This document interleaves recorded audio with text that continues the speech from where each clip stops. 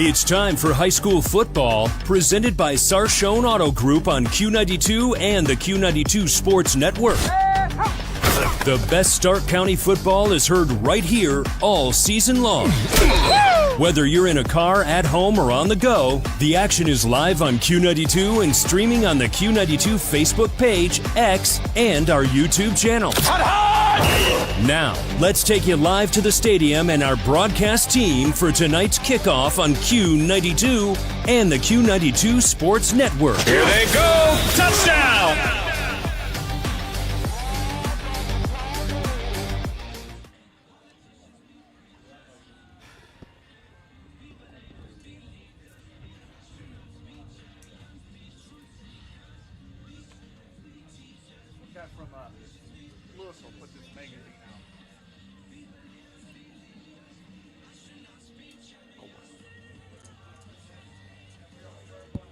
Good evening from Lowell Kleinfelter Field at Central Catholic High School. It's time for high school football 2025 here on Q92 and the Q92 Sports Network. Clint Scroggs here with you, along with Brian Beatty and Ryan Bevere, as we start out the season in a traditional fashion with the Perry Panthers visiting the Canton Central Catholic Crusaders. It's a beautiful night for football. Temperatures in the 70s, clouds, but very little, if any, threat of rain. And an intriguing matchup between two teams that have met many, many times. Perry has won the last 7, and they've scored over 43 points in the last 2. Spencer Leno, their first-year head coach, coming in as an assistant from Massillon. He was the defensive coordinator.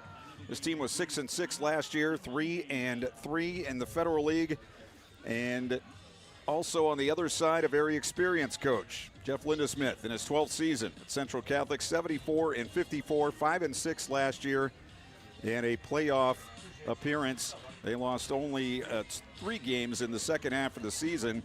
Actually, the final 8 games of the season, of their 11, they lost only 3 after starting out 0-3. Joined by Brian Beatty here at Central Catholic. And I'll tell you what, it's a beautiful night for football. I always wonder, Coach, this time of season, is it easy to get your team up because it's game 1? Is it harder because it's warm outside and you're just out of summer vacation? How does that go? No, they're ready to go. The season starts even earlier now. They're going shoulder pads and helmets in May. So it's been a long grind for 3 months, and tonight, like you said, beautiful night. It feels like a fall evening, a little breeze, but yeah, they're going to be ready to go tonight. All right, we have a matchup of 2 teams that are very familiar with each other, if the coaches are not, and a couple of teams who have a lot of questions to answer coming into the game tonight.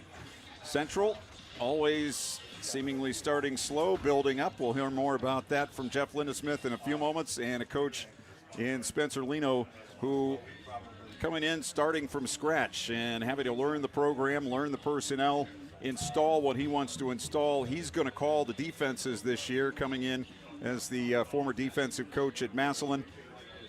That's a major transition, going, it doesn't seem like it maybe, from coordinator to head coach, but now you're in charge of everything, and that would seem like a daunting thing on the first night. Yeah, the easiest thing tonight is going to be when he calls his first defensive play. It's everything that leads up to tonight, being a head coach, all the politics you got to take care of, all the meals, everything that, surrounds as a head coach. You're just not concentrating on football 24 hours a day. You got all the outside influences and team members, and you got to take care of, administrators and everything that way. So it's he's going to feel relaxed when he gets to call his first defensive play, that's for sure. All right, we'll hear from the head coaches of the 2 teams, Spencer Leno and Jeff Lindesmith, coming up in just a few moments. We'll also have a preview of our other game tonight. Ryan Keller will bring you that after the interviews. But first, let's take a break. We are at Central Catholic High School as the Crusaders getting ready to take on the Perry Panthers in the season opener for 2025. You're listening to high school football presented by the Sarshone Auto Group on Q92. From the daily driver, a heavy hauler, to a high-end auto investment. The Sarshone Auto Group is one of Northeast Ohio's leaders with 6 locations. Sarshone Ford in Alliance and Randolph, Sarshone Chevrolet in Randolph and Garrettsville, Sarshone Chrysler Dodge Jeep Ram in Dalton, and the Sarshone Auto Gallery in North Canton. The Sarshone Auto Group. Find out more at sarshone.com, an official partner of the Cleveland Browns. Talk of the head coach of the Massillon Tigers, Nate Moore, as he gets ready for the opener against Cleveland Glenville at Paul Brown Tiger Stadium in the opener of the 2025 season. Coach, thanks for joining us. What excites you typically about a new season and maybe this one in general? Well, there's so much anticipation, especially for week one, because there's so much work that goes into it. So we've been hard at work since the beginning of January in preparing our guys and the guys preparing themselves for this season. So everybody's ready to get out there and see what we've got. What it's really what it comes down to. Nobody knows what kind of team we're going to be, even us, till we get out there and see what kind of team we are. Well, going into that, I guess we've seen over the past few years, last year, your game out west, Valdosta, Cincinnati Moeller, you like to start with a big hitter to open the season. What's the advantage for your team to do that?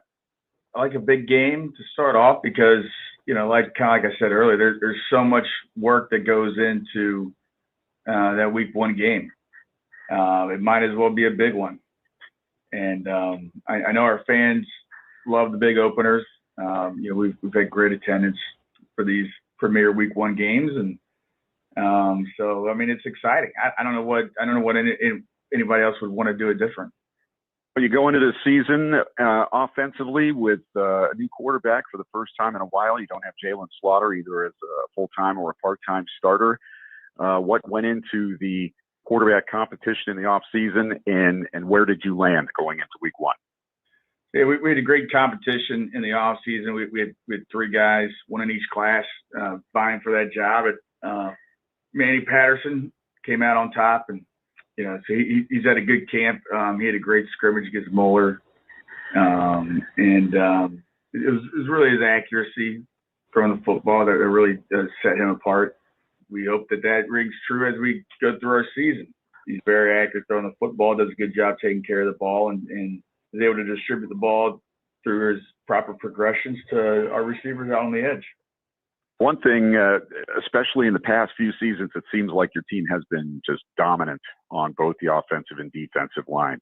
So what do you attribute that to, and where is your team this year as far as that goes?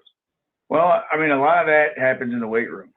And so Coach Studer's our strength coach, and he does a phenomenal job with our guys and their preparation for the season. And then, you got to have a motivated group of individuals that, can take that level of coaching and that level of commitment and demand and apply it. And we've had a nice group of guys on both lines again this year that obviously have some talent that they possess, but have really developed in the weight room and through their position coaches on the field with technique. And we're excited to get out there and see what kind of groups we're going to be.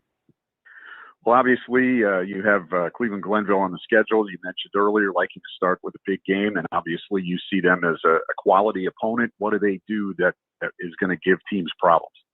Glenville is a elite program here in the state of Ohio. They have been for a long time. They've got a couple recent state championships under their belt. They've got great talent every year. I don't think anybody's had more guys go to Ohio State over the last 20 years than Glenville. So, and they've got 2 Ohio State kids on the roster right now. So that hasn't changed much. And it would. With the week one game and the scrimmage film, there's only so much that you know about your opponent as well. And so, we haven't seen them in an actual game, but we know that they're possess a great amount of speed, a great amount of size again this year. So they check a lot of boxes. They play a very physical brand of football. The guys fly to the ball defensively. Their offensive line is huge once again, and those guys really come off the ball and get after it. And they've got a nice crop of skilled kids to distribute the ball to offensively. So they present a lot of challenges, but we gotta get out there and play football and make some adjustments along the way and just play a good, hard, tough 48-minute game against a great opponent. All right, that's Nate Moore. He's the head coach of the Massillon Tigers. They take on Cleveland Glenville this week. Coach, good luck all season. Good luck this week, and thank you very much for your time. Thank you. And now, Q92. RG Drag, Stark County's premier career center, offers programs that prepares its students at the high school level for careers and continued education beyond high school. Upon completion, RG Drag students have an immediate opportunity to obtain a well-paying job in many exciting career fields. We offer everything from culinary, dental assisting, engineering, sports turf and landscape, welding, and so much more. Contact RG Drag to find a program and career that's the perfect fit for you. RG Drag, where careers begin. Back here on Q92 with the brand new head coach of the Perry Panthers, Spencer Leno. And Coach, good to talk to you for the first time as a head coach. And as you get ready for your first season, taking on a traditional rival for Perry in the Central Catholic Crusaders. And we'll get to those guys in a minute. But first, I wanted to ask you, coming from an assistant position at Massillon, how long have you wanted to be a head coach? When did that start for you? That's a great question. That's something when I got into this profession, and into the teaching and coaching world, that's always been, kind of a goal of mine, to eventually, being a good assistant, right? In the younger days of coaching, be a coordinator at some point, and then obviously get into the head coaching realm. So it's always been a goal, and the transition's been great, and being a coordinator obviously helps with that, and managing your for me, from my defensive unit, obviously transitioning now to kind of leading everybody. As far as that goes, you've got a new team to learn, new guys to learn. It would seem like it would be good to have experience on the lines when you come to a brand new team, and that seems like what you have this year. Is that the case? Yes, it is, and that's led by senior Preston Daisy, who's a Toledo commit. He plays on. He's going to play on a little bit of both sides of the ball, but is being recruited as an offensive lineman. And then we have a junior for us in Antonio Salazar. We have some other guys that have really impressed us, some juniors and some sophomores as well. But as I've said before, those are where you win football games, with those guys up front. It's been a tradition at Perry to run the wing T. I suppose we could kind of put that over in the corner for now. What do you have in store for Stark County as far as an offensive game plan and what you're going to look like when your team has the ball? Yes, and we're going to be multiple. And that's been the question I've been asked the most, is what we're running offensively. We're going to be based upon our players, what we have, what our personnel is, and from there we have to develop formations. We want to be multiple with our formations. So you're going to get some tight end stuff. You're going to get some spread looks. Like I said, we want to be able to first run the football, right? We still, that's not going to change. And then we want to utilize the entire field. Sounds like a defensive coach to me, a coach that wants to control the line of scrimmage and run the football when they have it on offense. Defense has been your side of the ball as an assistant and as a coordinator. What is your defense going to look like? I've heard people talking about a new 3-4 look this year. Is that going to be the case? Yes, and that is the case. And we were 3-4 where I was at before Massillon, and that's what we will bring to the table here. And it fits us. It fits us. Because we have a lot of what we call, obviously our big boys, our linemen. Then we have what we call a lot of big skill over here as well. Those fullback, linebacker, tight end type bodies. So the scheme definitely fits what we have here at Perry. Is your defense an attacking defense, a reading defense? What kind would you describe it as? I think in today's day and age of football, you have to do a little bit of both. I hate to give you that general answer, but it's the truth. Especially with how multiple offenses are. You could you could see a pro style offense one week, and then the very next week, we're going against a 5 wide team. So I think it has to be a mixture of both, and as coaches, when we have our base, right? We have our base defense, but as coaches, when we game plan, we have to do a good job of picking what we're going to run out of our menu each and every week. Well, when you see Central Catholic, your opponent this week in week 1, how do you game plan for them? And Coach Strucker does a great job. I have a lot of respect for what he does over at Central and what he's done for years over there. But, offensively, they want to spread it out. They have a young quarterback who's a good quarterback, has a great arm, with some lengthy receivers. So we got to be ready for that. And then defensively, they have some good players as well. They're looking to be a 3-4 here, similar to us this year. But I really like both their inside backers. I think they fill well. They read their keys well. So we're going to have to be ready to go on both sides of the ball. All right, that's Spencer Leno. He's the new head coach of the Perry Panthers. They take on Central this week. Coach, good luck all season. Good luck this week, and thanks for your time. Thank you for having me on. From the daily driver, a heavy hauler, to a high-end auto investment, the Sarshone Auto Group is one of Northeast Ohio's leaders. With 6 locations, Sarshone Ford in Alliance and Randolph, Sarshone Chevrolet in Randolph and Garrettsville, Sarshone Chrysler Dodge Jeep Ram in Dalton, and the Sarshone Auto Gallery in North Canton. The Sarshone Auto Group. Find out more at sarshone.com, an official partner of the Cleveland Browns.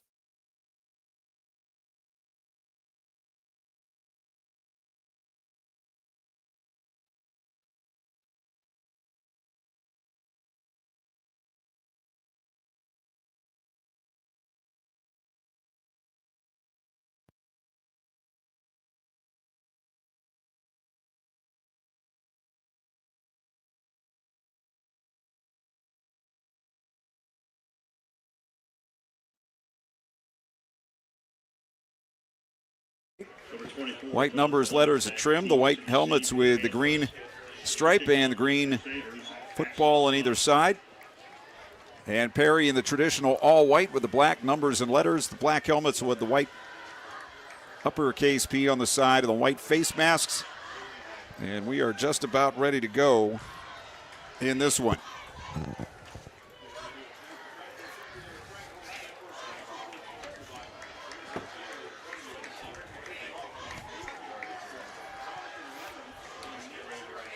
Perfect night for football.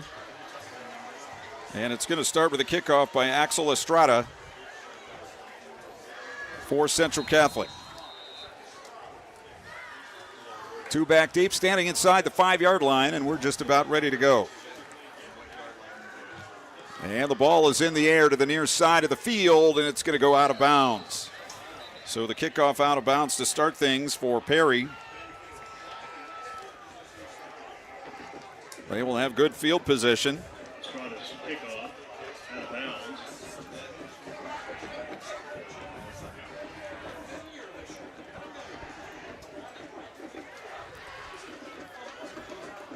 They will put the ball on the 30-yard line.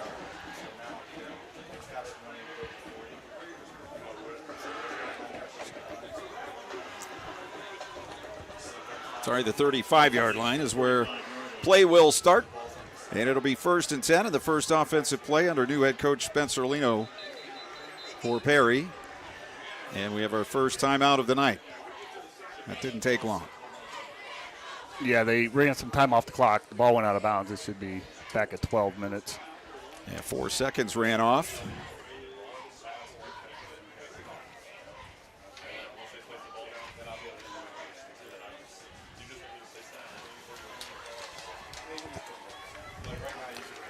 And we are ready to go.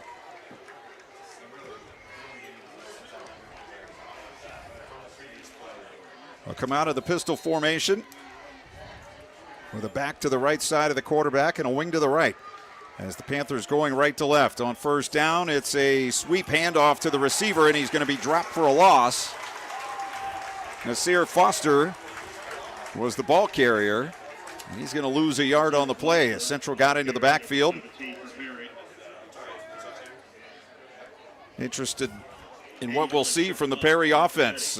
Wing T all of these years. Coach says it's going to be a varied offense. We'll see what they come out with. They bring 2 to the near side, 1 out to the right, and they have a wing to the near side left, which is Caleb Lawn. Wide man to the right side is Jaden Wilson. And Cameron Treharn, the quarterback, takes the snap. Quick set, throw far side, low and incomplete. Intended for Wilson, and it came up short, and Perry find themselves immediately in a 3rd and 11, just underway in the first quarter.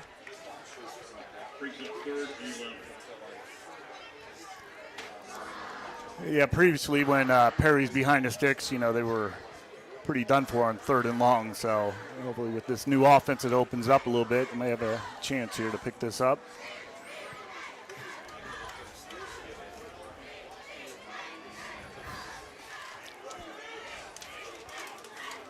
From the 34. And coming in motion near side. Treharn takes the snap, hands it off on a sweep around the right side, and there goes Connor Shepard across the 40 and out to the 42-yard line. Last year's leading rusher for the Panthers. It's going to be brought down a little bit short of the first down by Mike Bajornis. Yeah, we're in a little counter there. Had a nice hole. Once again, I think Central's strong suit on defense is their linebacker. They got a lot of experience there, and they played really well on this opening drive. Punting situation for Perry, and 1 back deep for Central on the 20. Bajornis back there awaiting the kick. It's a high spiral to the far side of the field. It's going to bounce right along the sideline and take a Perry roll inside the 20 to the 19-yard line. So that punt by Seth Green goes for 39 yards. They'll spot it actually on the 20-yard line, so Central will have it 1st and 10 on their 20. Their quarterback will be Brock Berkwin, a sophomore, 5'11" and 180. And both the Central and the Perry coach have been impressed with his arm and his feet in the preseason. Berkwin, as a freshman last season, played every down on defense. Getting the start here at quarterback. They come out with 4 wide, 2 each way, and a running back to the right of the quarterback in the pistol. Man comes in motion. They hand it to him on the jet sweep, and it's going to be no gain on the play. Mason Heil makes the hit for Perry, and it will be 2nd and 10.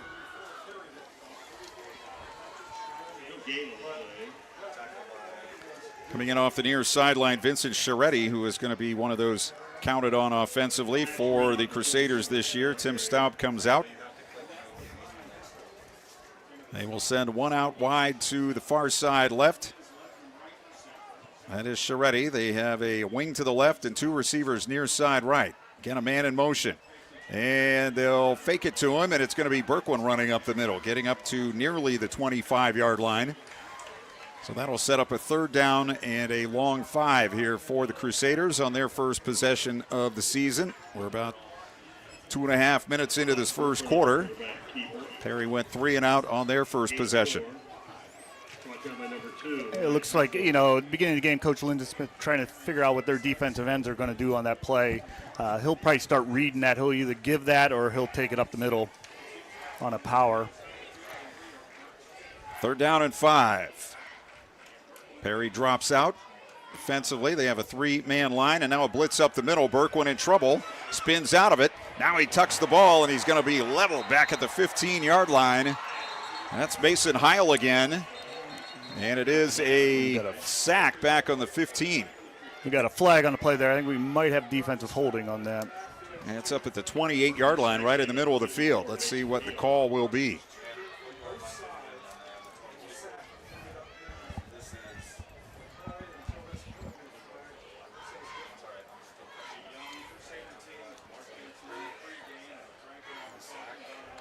It will go against Perry.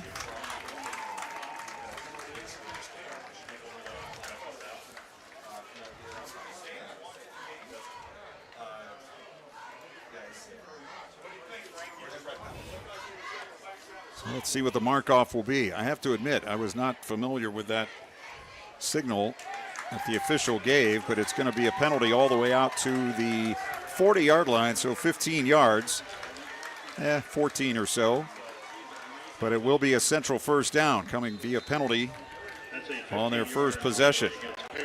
So they will get a new set of downs. They'll bring trips to the near side, one out to the far left. And here's Berkwin taking the snap, swings it out of the backfield, and it's a catch in traffic.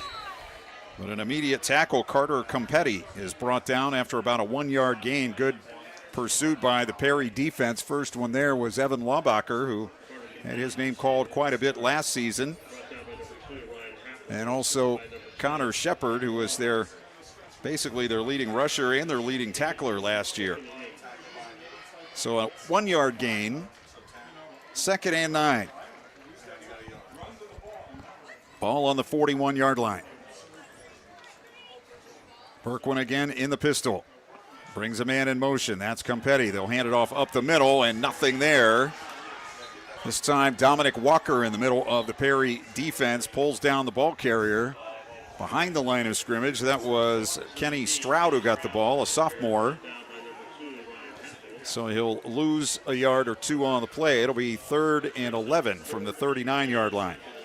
Yeah, that was just a bad read by Berkwin there. You know, he should have taken it. That defensive end was crashing down with that running back, so he needs to pull that. But like I said, early in the game, you're just trying to get a read on how they're playing everything. 2 to the near side, 2 out to the left. Berkwin sends a man in motion left, back to throw. And it's a middle screen, and it's caught. And again, a very short gain out to the 41-yard line. That's Shepard on the tackle. On the catch by Tyler Cook, a senior who makes the grab. He'll pick up 2 on the play, but it'll be 4th down and 9 for Central. And they'll have to kick it away for the first time. Going back deep for Perry is Jonathan Lemon.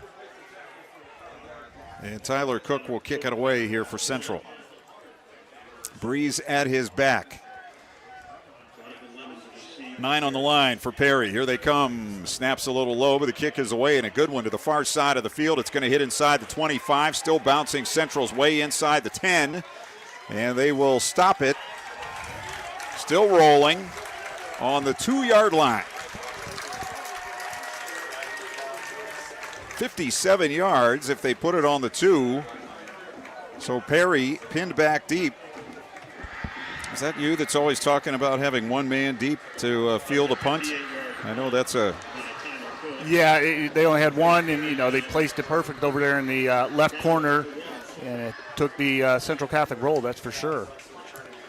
I've never understood why you don't put a couple of guys back there. It just leaves too much room for that kind of thing to happen. Yeah, it looked like they might have been trying to bring a little pressure on that one, too. They had some nice pressure. Punter did a great job sitting in there and getting that ball off.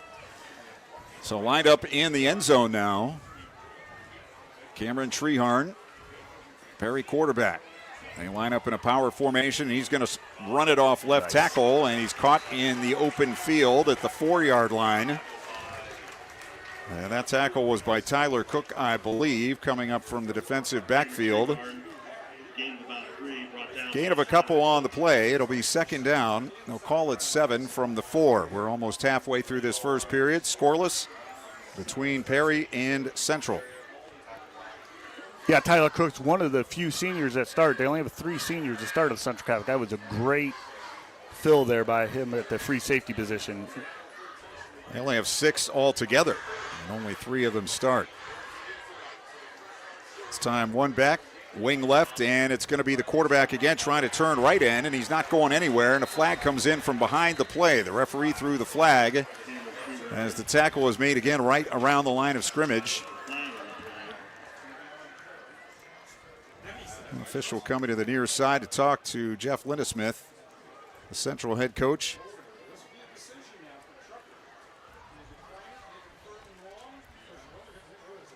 Let's see what the call is going to be. I have not seen a signal yet.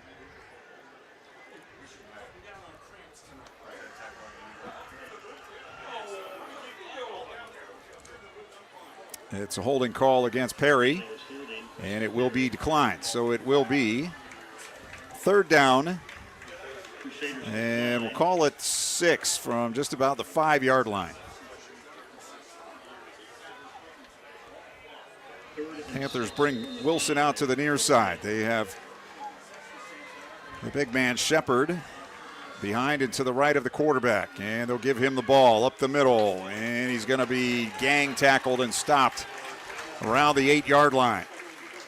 So the Panthers keeping it very simple inside their own 10, and it'll be 4th down, and we'll spot it on the 8, so it'll be 4th and 3. Very impressed with Central here early up front, handling the experience for Perry was their up front lineman, and Central's doing a good job physically with them. Of course, Preston Daisy headed for Toledo at 6'5" and 290. But they also have another big man on that side of the ball. Here is a kick down the middle of the field, takes a left turn, and rolling along the 37-yard line, and it will be down. So Central will have great field position after that 29-yard punt. It's a pretty substantial breeze, actually, that we have blowing tonight from our left to our right, straight out of the north. And so it has affected the kicking game here early. That kick held down by the wind, and the Central punt helped certainly to pin Perry back deep inside their own 5. So Central the 1st and 10 on the Perry 37, 4:52 left in the first period. No score. 2 receivers each way. Berquin gives it on the sweep, and nothing there. This time the ball carrier wrapped up by Michael DeSantis, a junior defensive end.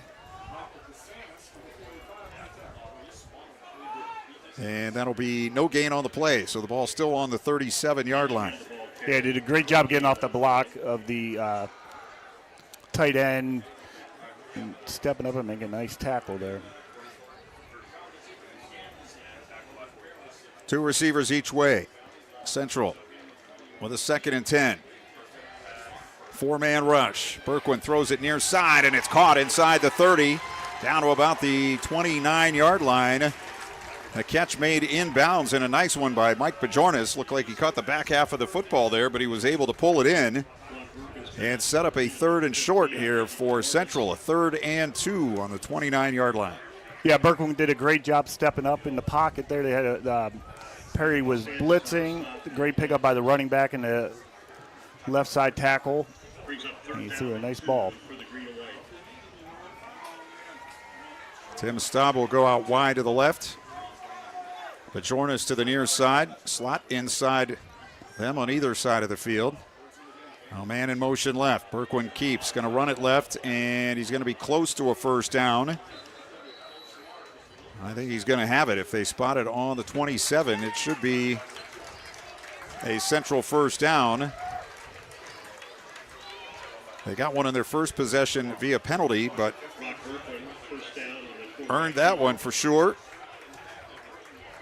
Yeah, that was a straight quarterback run of power. They had 2 lead backs, and low man won that one. On the 27, 1st and 10. Again, 2 receivers each way. Stroud, the back to the right of Berquin. In the pistol. And comes in motion near side. They fake it to him. Here's a throw over the middle. It's caught at the 20-yard line. Catch made by, I think that's, can't tell if it's 15 or 16, either Bajornis or Cook. It is Tyler Cook with the catch.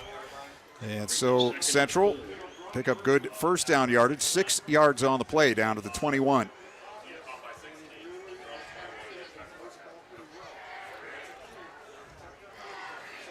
They will send Scheretti out to the left side. Patrick and Vincent out to the left, 2 to the near side. Man comes in motion. Hand off, and inside the 20 to the 19-yard line goes Patrick Scheretti. They'll spot him on the 19, which will be a little more than a yard short of the 1st down.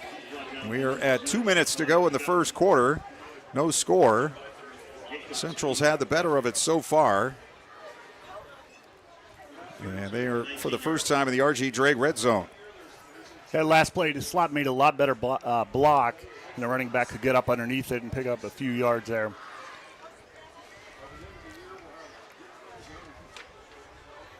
Again, 2 out to the left, 2 to the near side, the short side of the field. Stroud to the right of his quarterback. Man comes in motion. Snap back. Berkwin runs straight up the middle. 20, 15, 10, 5. Touchdown, Central Catholic. 19-yard touchdown run by Brock Berkwin. And the Crusaders take advantage of the field position and take it in for 6. Yeah, great run there by Berkwin. Great play call by Coach Lennon Smith. They were blitzing the outside looking for that power run again, and they just ran more of a ISO up the middle, and Berkwin made one move, got outside, and scored. Great run, great drive. Elijah Rossetti, the place kicker. Out of Berkwin's hole. Try to add the extra point. Snap back is good. Ball down. Kick on the way, and it is good. Timeout on the field. 1:24 left in the first quarter from Central Catholic. Crusaders 7, Perry nothing. You're listening to high school football, presented by the Sarshone Auto Group on Q92. The weather might be getting cooler, but Tasty Cream on Navarre Road is just heating up. Open all year, Tasty Cream is ready to serve you fresh-made specialty burgers, Stark County's best conies, deep-fried mushrooms, crispy French fries, and so much more. To top it off, their ice cream selection continues to grow. Special flurries, homemade root beer floats, amazing brownie sundaes, and over 20 flavors of hand-dipped ice cream. Order online at tastycream.com or check out their Facebook and Instagram pages for events happening each month. This is high school football on AM 1310 WDPN and streaming live on Facebook, X, and YouTube. Central Catholic with a 7-0 lead here in the first quarter. Late in the first quarter as they take it after the short punt. 37 yards on the drive. First big play, the pass from Berkwin to Cook. Get them close to a first down, and they were off and running from there.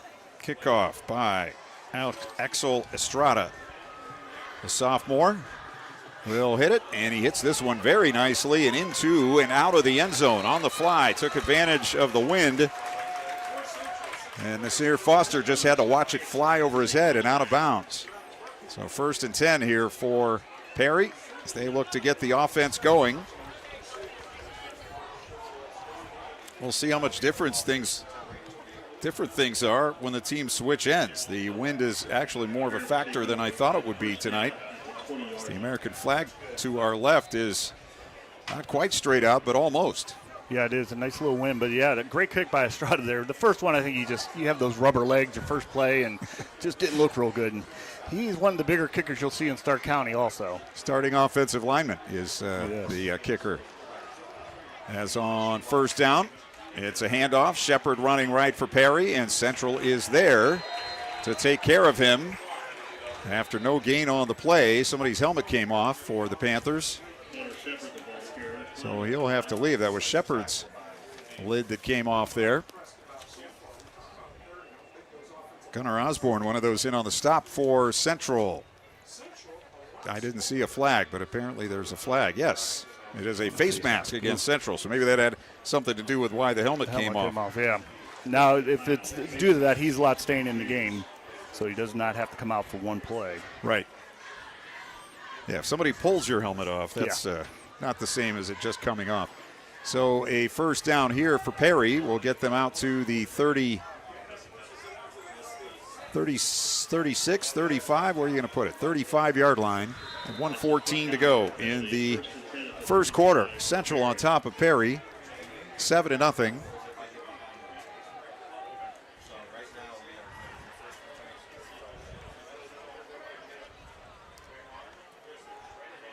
Handoff. Shepard running right. This time he has some room, and he has about 9 yards as he went outside to his right and was finally upended.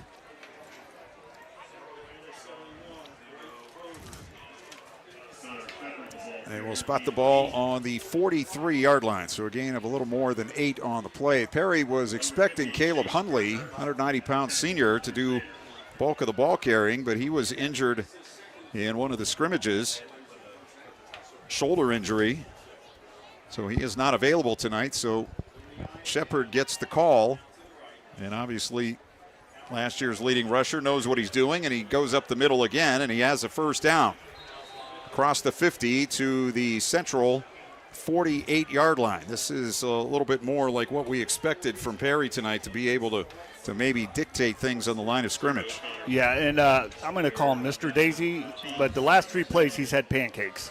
So he's a big individual who's very aggressive. I mean, all clean plays, but as a running back coach and as a running back, you love having someone like that in front of you. And that will do it for the first quarter. Clock hits zeros, and we have played one here at Central Catholic.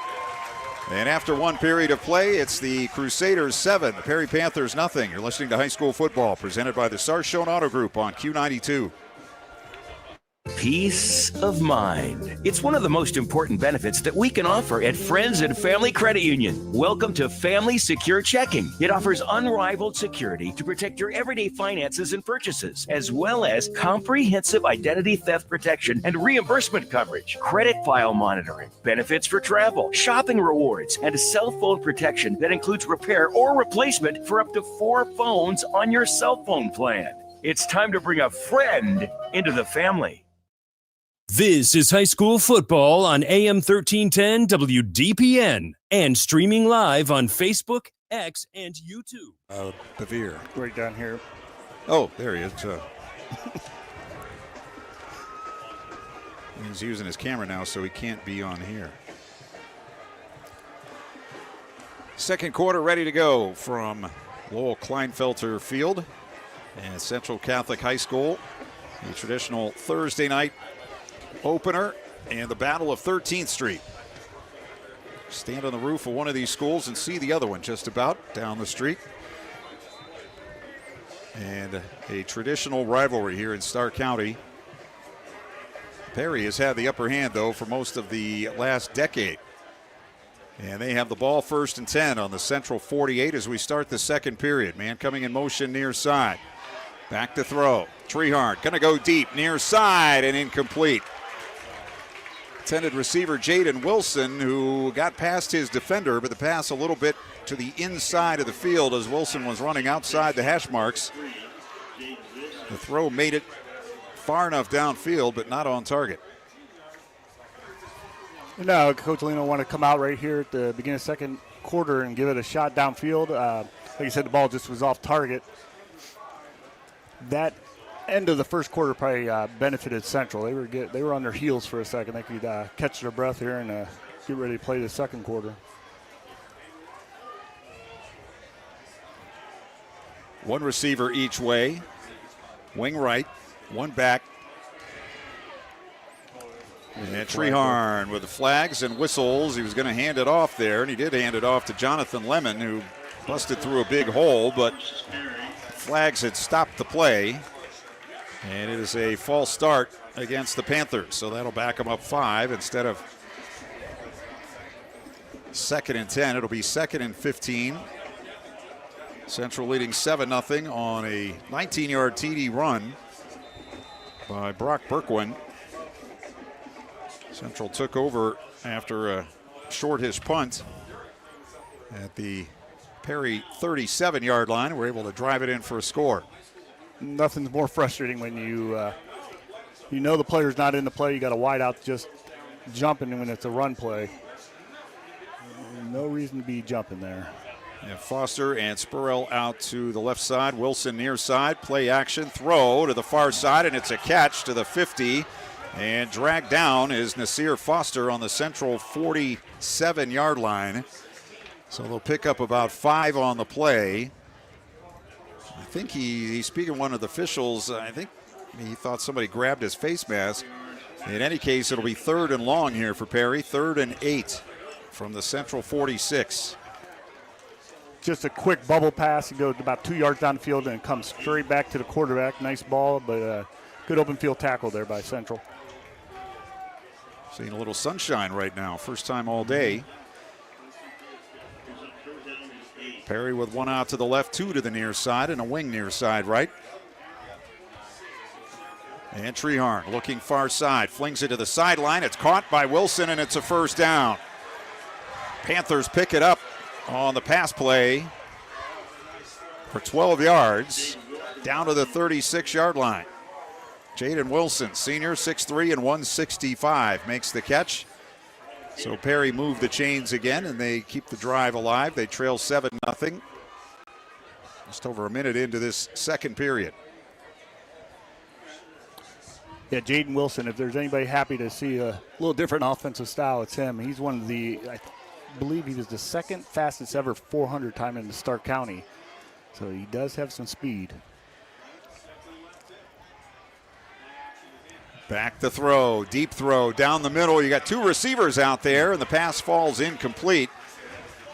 Wilson and Foster were running about 3 yards apart down the middle of the field. The pass again overthrown, and it will be 2nd and 10.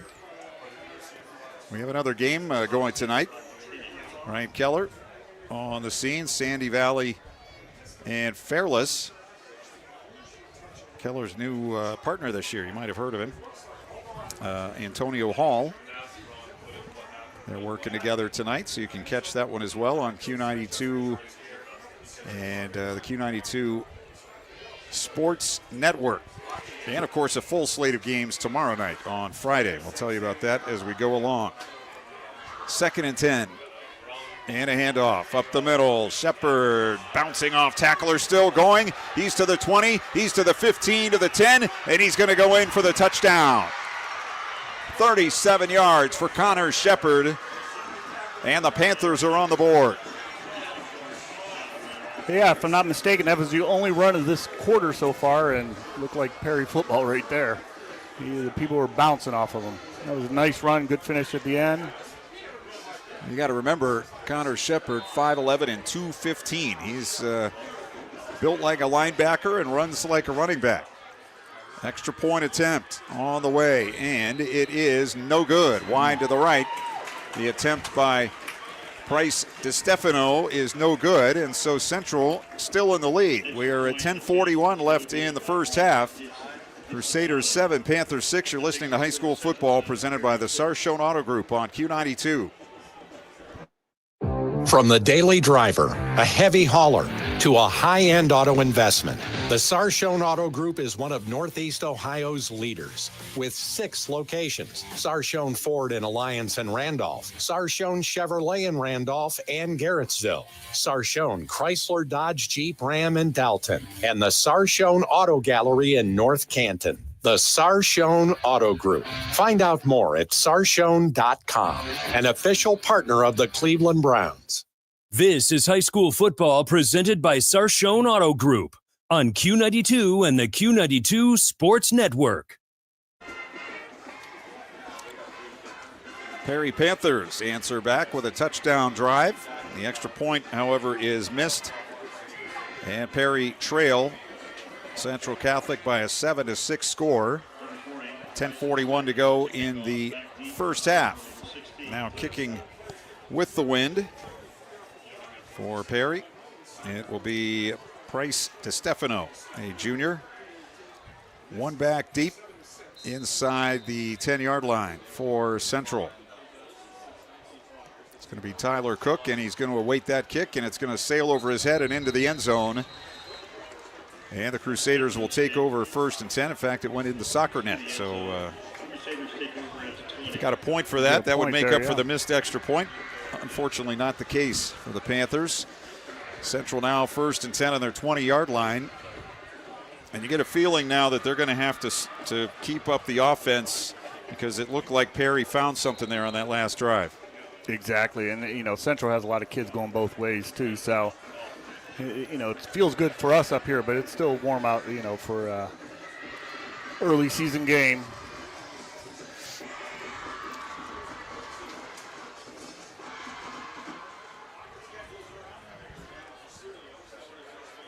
We'll send it down to Ryan Bevere here in just a little bit.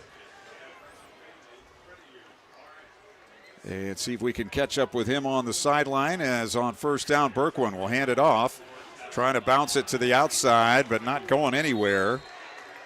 Patrick Sharetti, 5'11", 170, and a sophomore.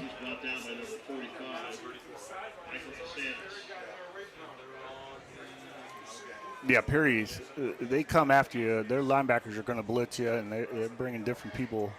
That's why some of the misdirections tonight have worked well. Patrick Sharetti is a sophomore. Vincent is a senior. Central at the line of scrimmage, which remained the same after that last play.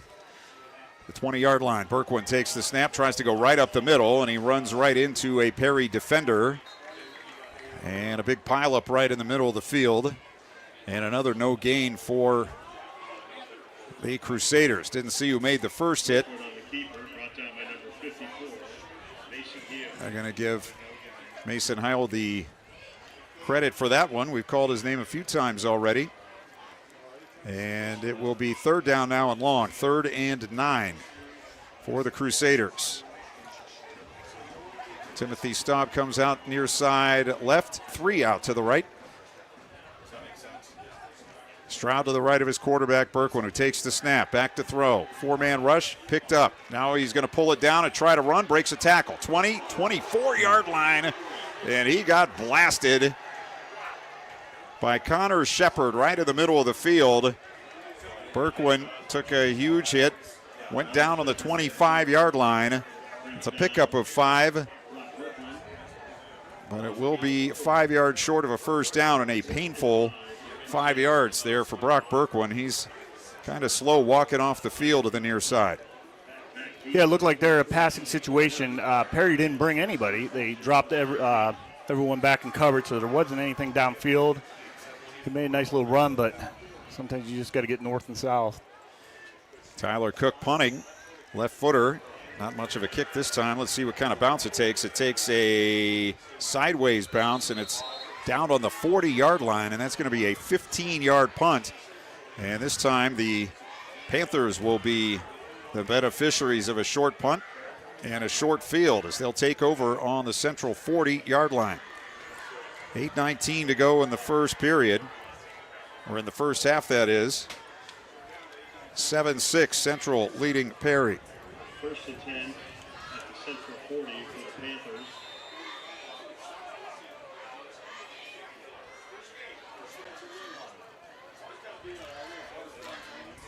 Panthers coming in from the far side of the field and right to the line of scrimmage.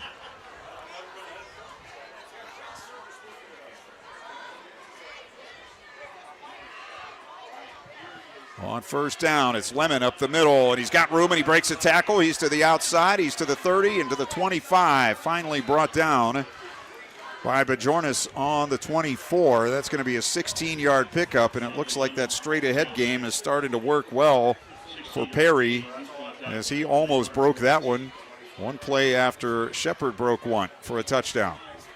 Yeah, it's great having fresh backs. You can rotate like that, and 2 really good backs that know how to run the football. They go north and south. There's not much dancing with any Perry running back.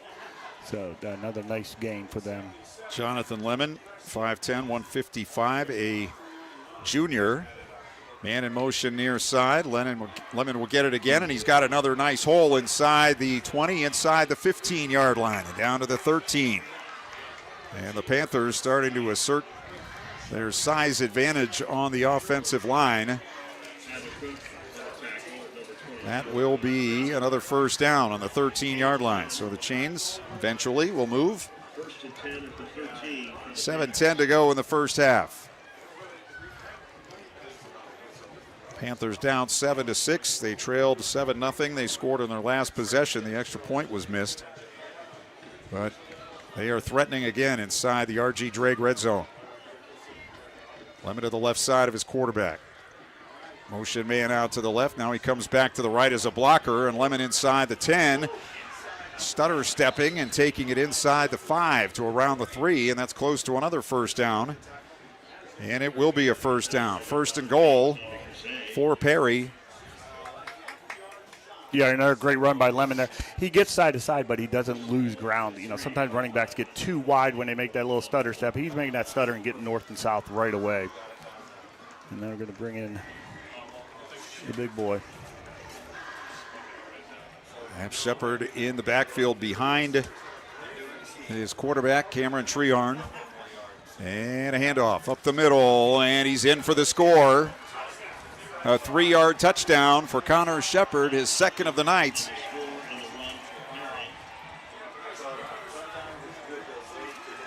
And Perry have taken the lead. Shepard had 10 touchdowns last year, and he has 2 here in the first half of the opener.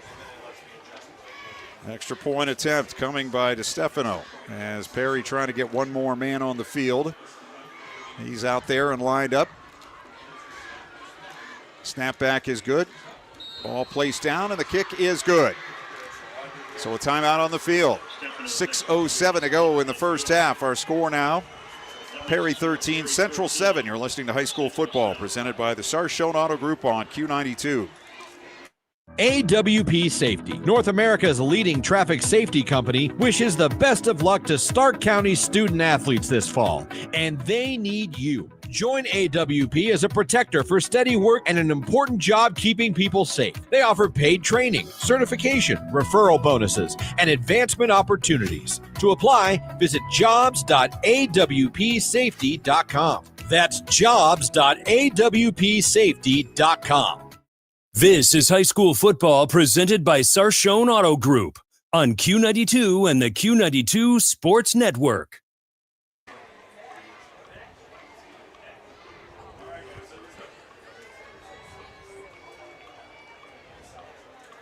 The Perry Panthers taking advantage of a short field, go 40 yards for their second touchdown here in the second period, and they have taken the lead over Central Catholic by a score of 13-7.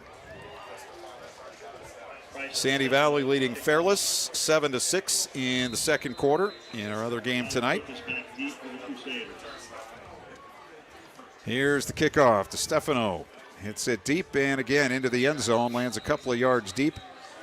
And again, Central will take over 1st and 10 on their 20-yard line.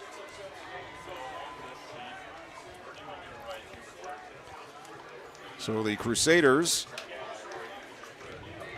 who scored going north to south in the first period, unable to get it going when the teams changed sides, and Perry scored twice now going in that direction. They still a pretty substantial breeze blowing in that direction, which has affected the play tonight.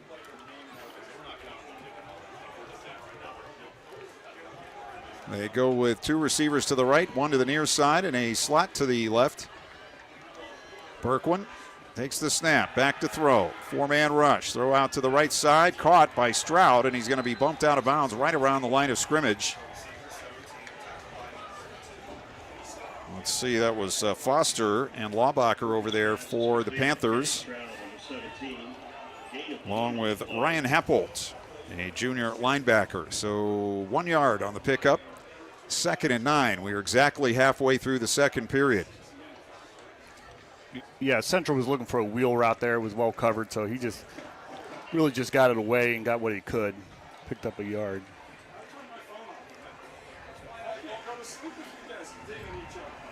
Second and 9. Same formation. Stroud lined up to the left of his quarterback. Perry with 3 down linemen. Now they bring a man in motion, and they'll hand it to him, trying to turn the end. And a nice move to get out to the 24, close to the 25-yard line. That was Central's Carter Competti, junior, 6'2" and 195. He picks up 4 on the play, and it'll be 3rd down and 5 to go for the Crusaders. If nothing else, they'd like to pick up a couple of first downs here and let their defense get a little bit of rest. Try to figure out something to slow down the Perry offense. Again with a 2 wide each side of the field. New running back in the game to the left of Berkwin. And he's straight back to throw. And it's thrown near side, got away and out of bounds. The ball just kind of slipped out of his hand and ended up well out of bounds. It was intended for Vincent Scheretti. And so it'll be 4th and 5 for Central. Not sure if they would have been able to connect there with a good throw, but that one did not give his receiver a chance. No, once again, Perry's dropping everyone on passing situations. Once again, they did no blitz there. I thought they'd blitz a little bit more, but these situations are dropping and making Berkman try to find someone. There's really no one open. Might see a quarterback draw later in the game. Here's the punt, and a nice high one to the near side of the field, and it hits somebody and goes out of bounds. The beanbag goes down at the 50, but the ball went out of bounds. Fallen on by Foster. So no harm done. Don't know who the ball hit, but hit somebody there. But Perry will have it on their 44-yard line, I believe. Let's see where they put it. Now they're going to put it up near the 50, which will be about a 25-yard punt. So it must have been Central that touched it. So that's first touching at the 50. So if the Perry has the opportunity to retrieve that ball, if he would have muffed it or anything, it wouldn't have been a fumble since it was touched first by Central. They'll put it on the Crusaders' 49 with a 1st and 10. First and 10 at the Central 49. And now Jeff Lindesmith looking for a clarification. He wasn't listening to you, apparently. No. Unless it was touched by Perry, then he is correct, and the ball should be back at the 45. Well, the beanbag went down where the ball is now. Yeah, so that would have meant Central touched it if that's where they're marking the ball.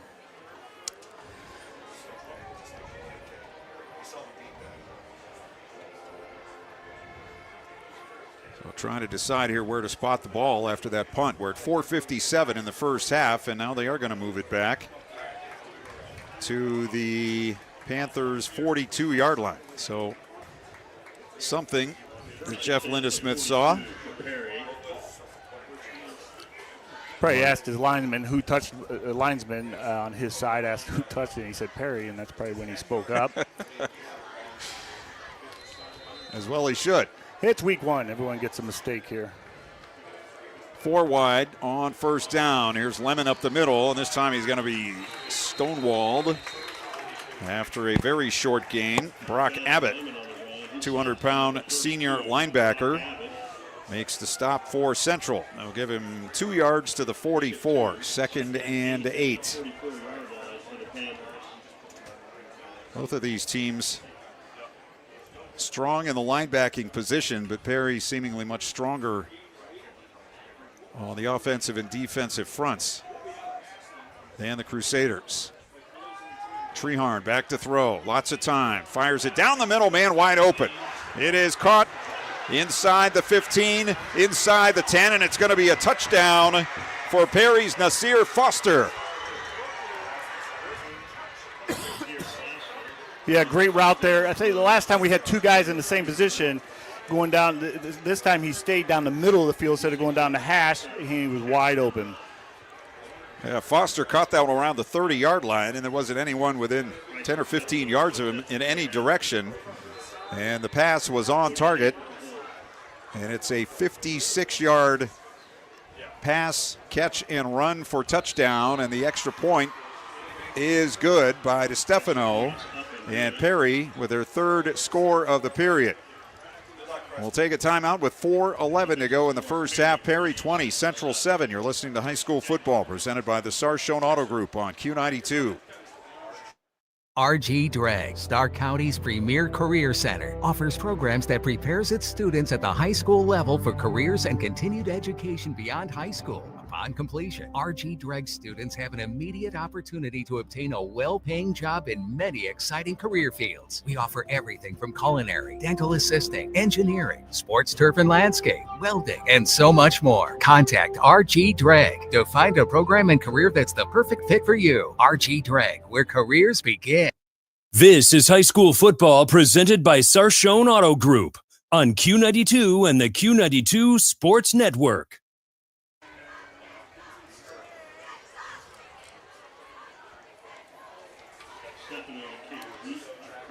Perry kicking off again.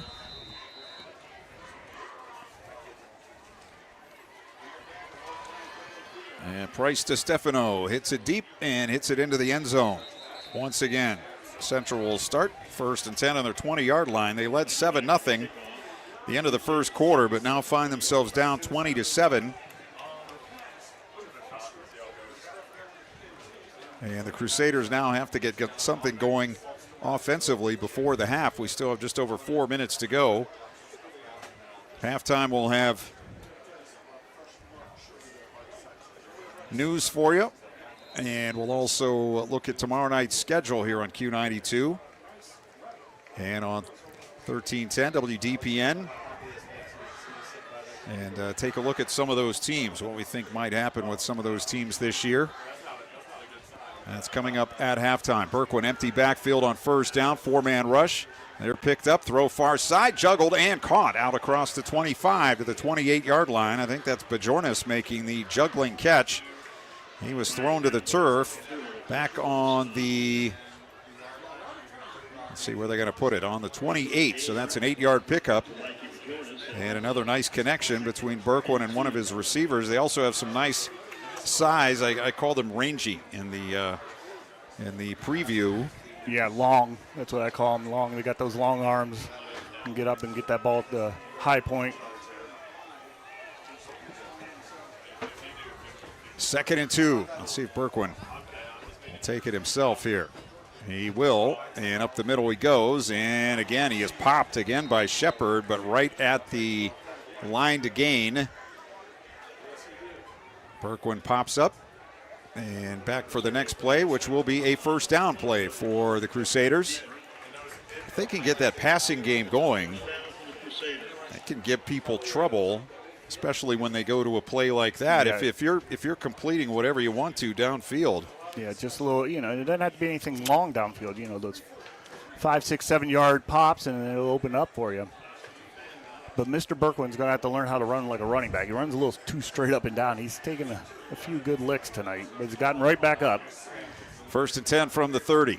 Back again, empty backfield. Quick throw over the middle. It's caught, and the ball comes out. What is the call? They're going to call it incomplete.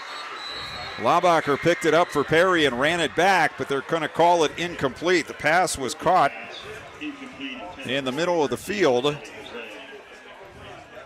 Yeah, I don't think he made a football move there. I think it was stripped right away. That was Tom Grisey who made the catch and had the ball stripped out of his arms on a nice defensive play. So that'll bring up 2nd and 10. We're at 2:32 of the first half. Central down 20-7. They would love to take 2 minutes and 32 seconds and get a score. Yeah, it'd be great to get the ball, then start the second half, have a little bit of momentum going into the locker room. Twins to each side for the Crusaders. Man comes in motion. Back to throw. Middle screen. Caught at the 30, 35, 40, and out to the 41-yard line. That's Tyler Cook with the catch and run. And a really nice call, well executed by the Crusaders. And they have another 1st down on the 41 and a timeout. Or not. Should have stopped the clock there on the 1st down. I think the clock was still running.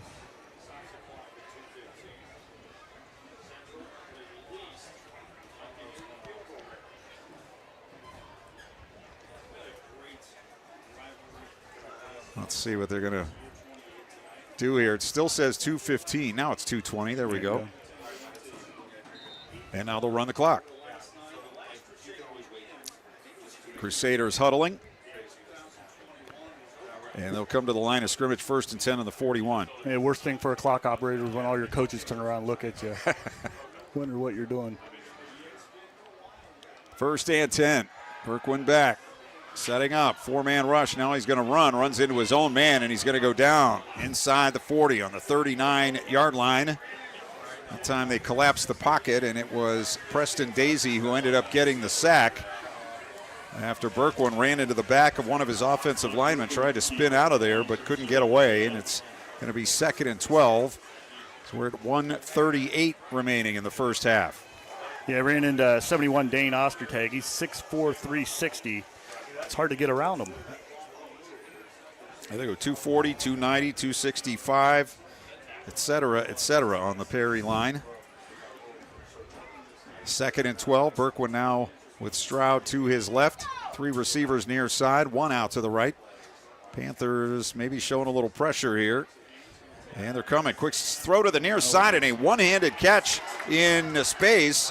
And it's going to be a run out to the 47-yard line. A great catch by Tyler Cook. Just stuck up the right hand and pulled it in. Goes ahead to the 47, which is an 8-yard pickup. Stops the clock with 1:04, and it'll be 3rd and 4. Yeah, great catch there. It was behind him, and he just snagged it with his right arm and got upfield right away. Also got a nice block downfield by one of his receivers. 3rd down and 4 for the Crusaders. Cook and Bajornis out to the right side, 2 to the near side. Berkwin sends a man in motion, fakes to him. Rolls to his right, throws over the middle, caught by Cook right at the 1st down marker, and it looks like he'll have it on the Perry 49. 57 seconds left in the half, and I think Central will take a timeout, and they will. We'll take it with 57 seconds left in the 2nd quarter. Perry 20, Central 7. You're listening to High School Football presented by the Sarshone Auto Group on Q92. The weather might be getting cooler, but Tasty Cream on Navarre Road is just heating up. Open all year, Tasty Cream is ready to serve you fresh-made specialty burgers, Stark County's best conies, deep-fried mushrooms, crispy French fries, and so much more. To top it off, their ice cream selection continues to grow. Special flurries, homemade root beer floats, amazing brownie sundaes, and over 20 flavors of hand-dipped ice cream. Order online at tastycream.com or check out their Facebook and Instagram pages for events happening each month. This is high school football presented by Sarshone Auto Group on Q92 and the Q92 Sports Network.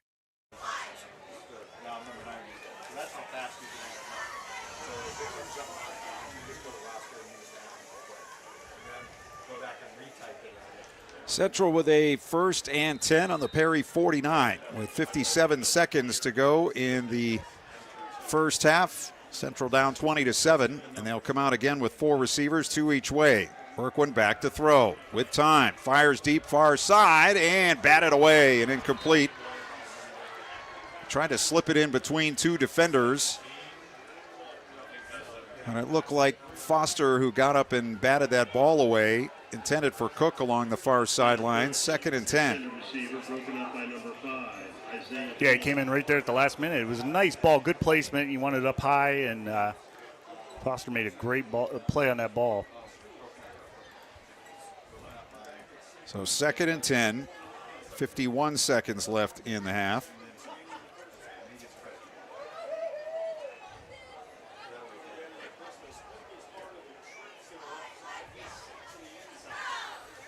Three to the near side, 1 out to the right. Berkwin back. Again, they rush 4. Now he's running around. Now he's going to take it outside the pocket and run to the far side and get out of bounds. And a flag will come in as the defender hit the quarterback. Apparently after he went over the far sideline into the Perry bench. It was Foster who made the late hit. And I think there were about 4 or 5 flags on the field. I don't know if that's all for the same thing. In any case, a nice run by Berkwin to get a 1st down into about the 35-yard line, and he'll add on some yardage for the penalty. That's really the first big mental mistake we've seen in this ball game. It's just not smart. The quarterback's definitely running out of bounds. He just wanted to tap his shoulder into him, and Berkwin did a nice job, going down on the. But yeah, there's no reason. He's going out of bounds. Ball on the 23-yard line. So Central with a shot here late in the first half, down 20-7 with 42 seconds and 2 timeouts. They'll again bring 3 to the near side, 1 out to the right. That's Bajornis. Both of the Charettis to the near side. Low snap. Berkwin fields it. Now he's going to step up. He's going to throw for the back of the end zone, and it is caught Wow. It's a touchdown. Central touchdown. Patrick Scheretti, who caught it in the back of the end zone, got the feet down. And the Crusaders with an impressive march right before halftime.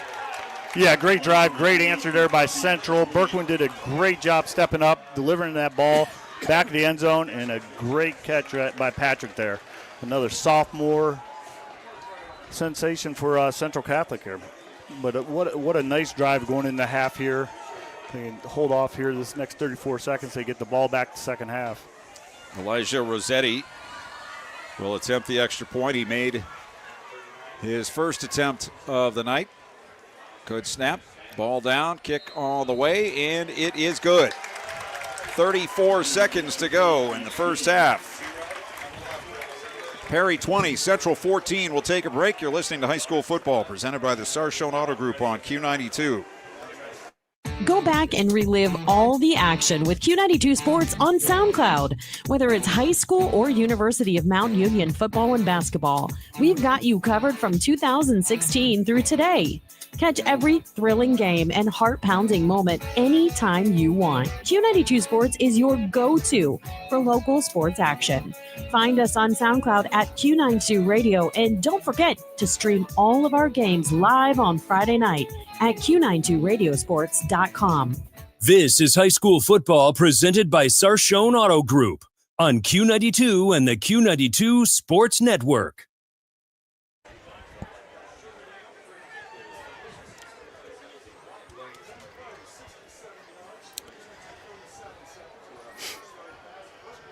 Central Catholic Crusaders with an impressive drive.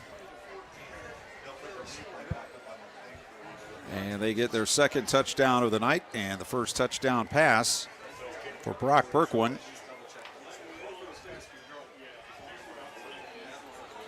Berkwin, a sophomore, and his receiver, Patrick Scheretti, a sophomore. Very nice play as the kickoff coming from Rossetti. Two back deep for Perry around the 5-yard line. First kickoff in this direction, I think, tonight. And it will be bounced on the ground coming to the near side, and a Perry player falls on it on the 29-yard line, where it will be 1st and 10. That was Owen Kreitzer who fell on the ball. So Perry with 3 timeouts, 71 yards away in 34 seconds. Now, old Perry would say they're just going to run the ball, run the clock out, but see how Coach Leno wants to attack this. There are pros and cons. You know, you don't want a turnover. You don't want anything stupid to happen here going into half.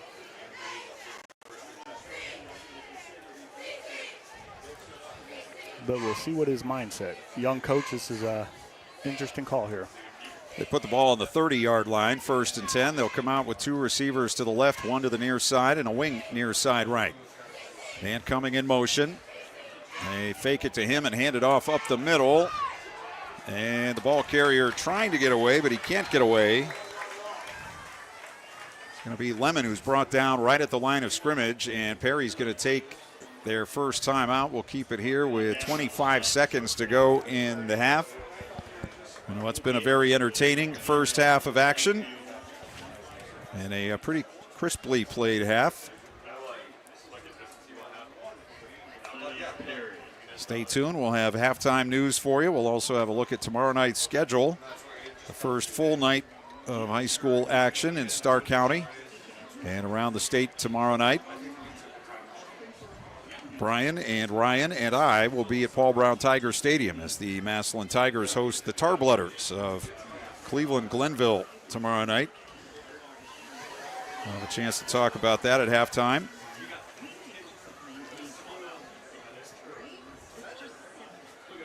A matchup that is highly anticipated, just to see who's got what and how those teams match up with each other. I almost look at who has more, because there's going to be athletes on the field tomorrow night, that's for sure. And it's going to be a fun one. Probably, I would say, the best game in the state. I would agree with that. First, make it 2nd and 10 here for Perry from their 30. And it's going to be a pass. Treharn gonna throw it deep, far side, ball in the air, and it's caught, and it's gonna be a touchdown. Jaden Wilson on a perfectly thrown ball by Cameron Treharn. Wilson took it in on about the 25-yard line over 2 Central defenders and cruised in for the score. A backbreaker there for the Central Catholic Crusaders, who give up a touchdown in the final 20 seconds of this first half. But a perfect throw by Cameron Treharn, the sophomore quarterback, as the extra point is up and good. 18 seconds left in the first half, and Central now take a 27-14 lead. And we'll keep it here. I thought we would just, run out the rest of the first half, but like you say, not the Perry of old. That's not what we would have seen in the past. That's for sure. Yeah, and I think Evan Burbaya is their offense coordinator, so he's a former quarterback from Walsh University, so those quarterbacks, if you got them up in the booth, they're going to want to throw the ball.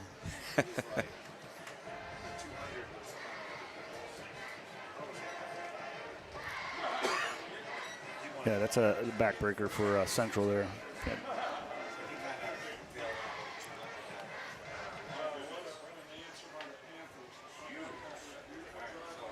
70 yards on the drive there for Perry. One play, which was a run. It went nowhere. They called a timeout, and then they went with the bomb and cashed it in for a touchdown. Here is the kickoff, and it's going to bounce into the end zone this time for a touchback. So 18 seconds. Central with 2 timeouts.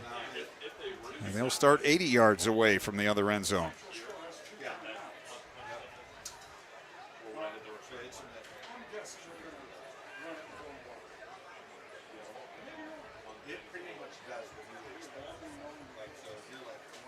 They don't see Central doing anything really tricky here. They're just taking a knee or just a quick run to run the quarter into the half. Berkwood comes out in the pistol. He has a back to his left. He has 3 receivers to the near side and 1 out to the right, and now Perry's going to call a timeout. I don't know if they were expecting the Crusaders to sit on the ball there. They didn't line up as though they were going to do that, and so the Panthers take a timeout. Perry only had 10 on the field, so they're missing a defensive lineman. There you go.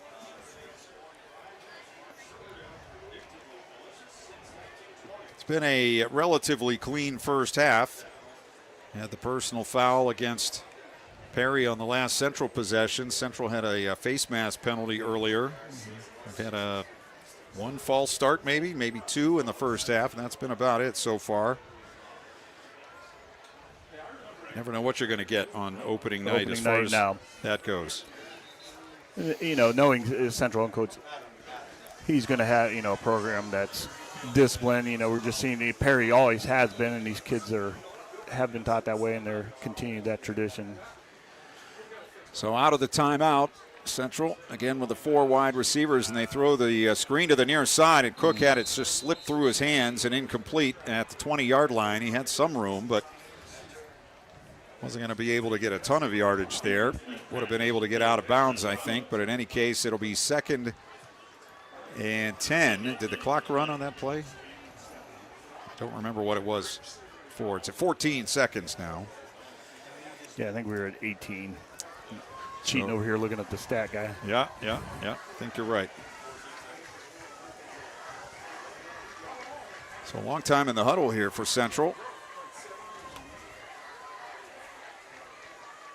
And they come to the line of scrimmage with 2 receivers each way. 1 back to the right of Berkwin in the pistol. Sends a man in motion.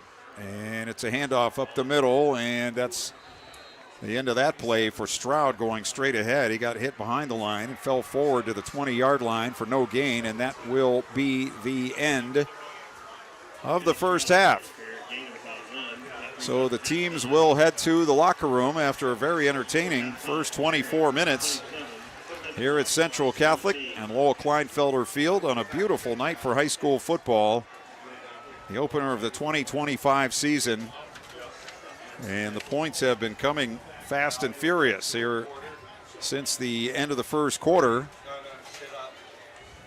And after one half of play, the Perry Panthers on top of the Central Catholic Crusaders by a score of 27-14. Coming up next, halftime news, and then we'll be back and talk about tomorrow night's schedule and what we have coming up for you as far as high school football is concerned. But for now, we'll send it to the studios with a 27-14 Perry lead. You're listening to High School Football, presented by the Sarshone Auto Group on Q92.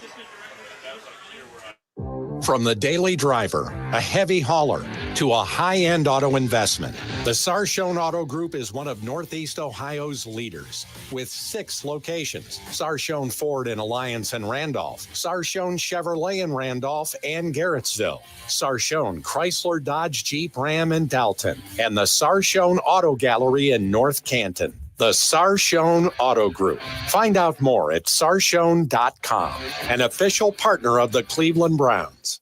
From the Q92 Newsroom, I'm Jeff Mears. The Stark Area Regional Transit Authority has a new leader. The board today unanimously chose Ralph Lee as interim CEO. He previously served as Chief Human Resources Officer for the Keenan Advantage Group. The repository reports Kurt Conrad submitted a surprise resignation email to the board August 6th. It said he would leave in August 2026. No reason was given for the move. A week after the email, the side agreed Conrad should leave immediately. His last day was Saturday.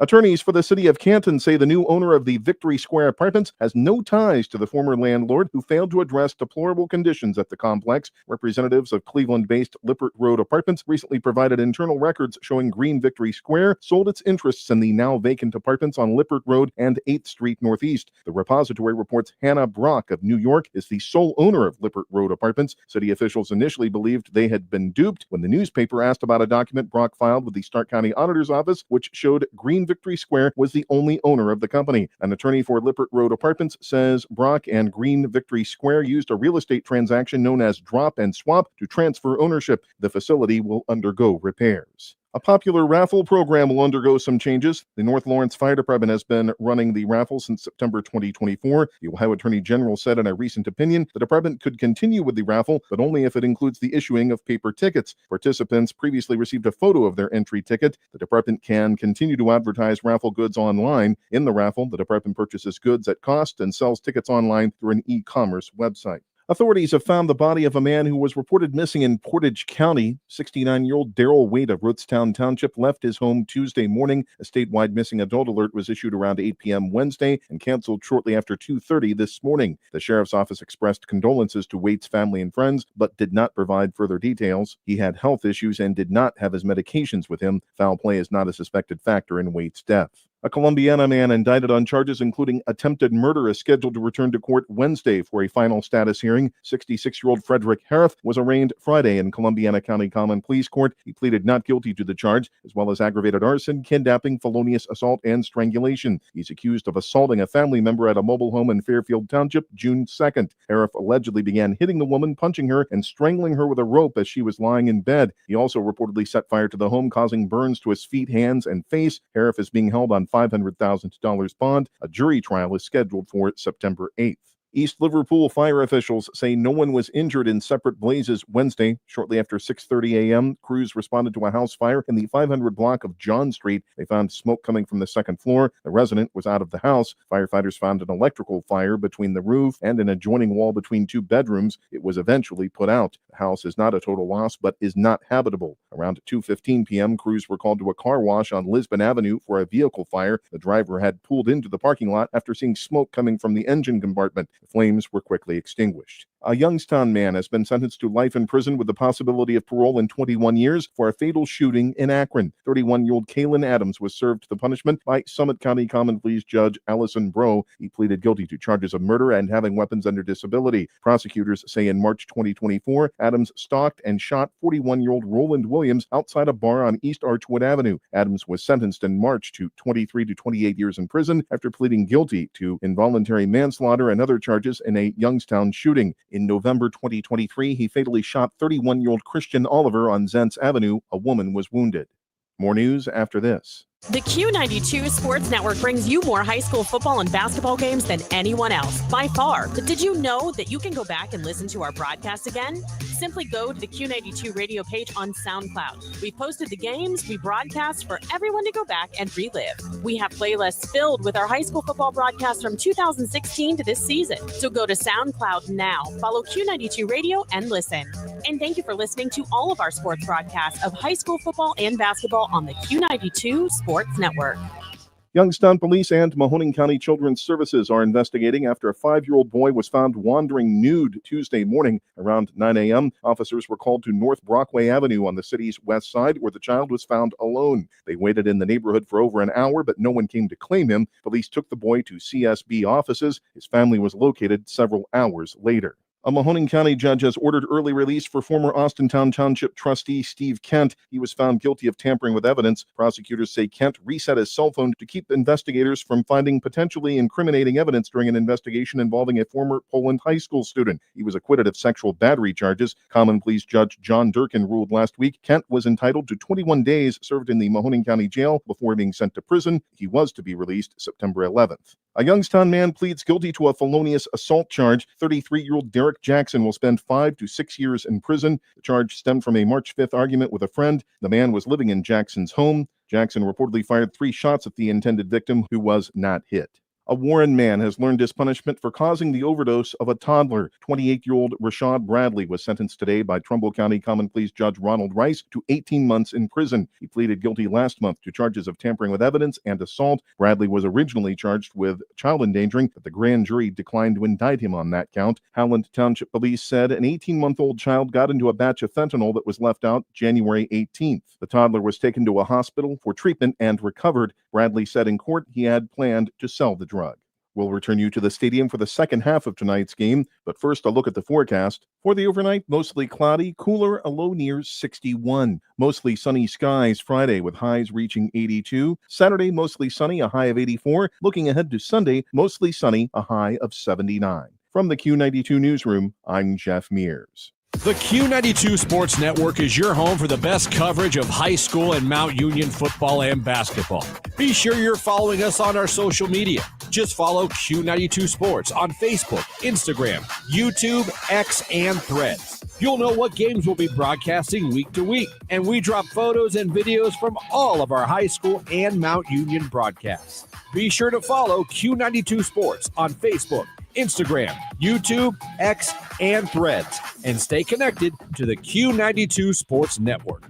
This is high school football presented by Sarshone Auto Group on Q92 and the Q92 Sports Network.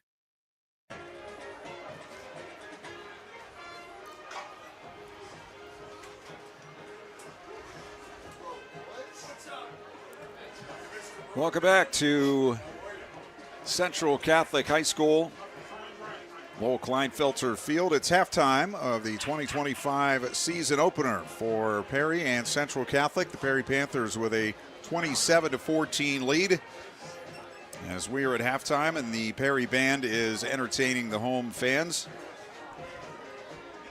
And off to a good start on their season as well. Let's take a look at some of the first half statistics as we have them. Cameron Treharn, the Perry sophomore quarterback, 4 of 7 for 143 yards in the first half and 2 touchdowns. Receiving-wise, Jaden Wilson, 2 catches for 81 and a touchdown. Nasir Foster, 2 for 62 and a score. Connor Shepard on the ground, 5 carries, 64 yards, 2 touchdowns.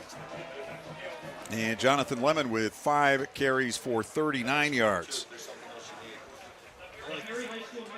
For the Central Catholic Crusaders, Brock Berkwin, a nice first half, 10 of 14, 73 yards and a touchdown. He also ran 8 times for 41 yards and a score. Tyler Cook with 4 catches in the first half for 29 yards, 3 catches in the first half for Mike Bajornis for the Central Catholic Crusaders. Score of one other game going tonight. The Fairless Falcons on top of the Sandy Valley Cardinals by a score of 21-7. And let's see if we have an opportunity here to go down to Ryan Bevere, who's been on the sidelines tonight. And Ryan, if you can hear us, just your general take on the kind of night it is, and then what you've seen on both sides of the ball tonight. Well, football's back, baby, and it's so good to be back.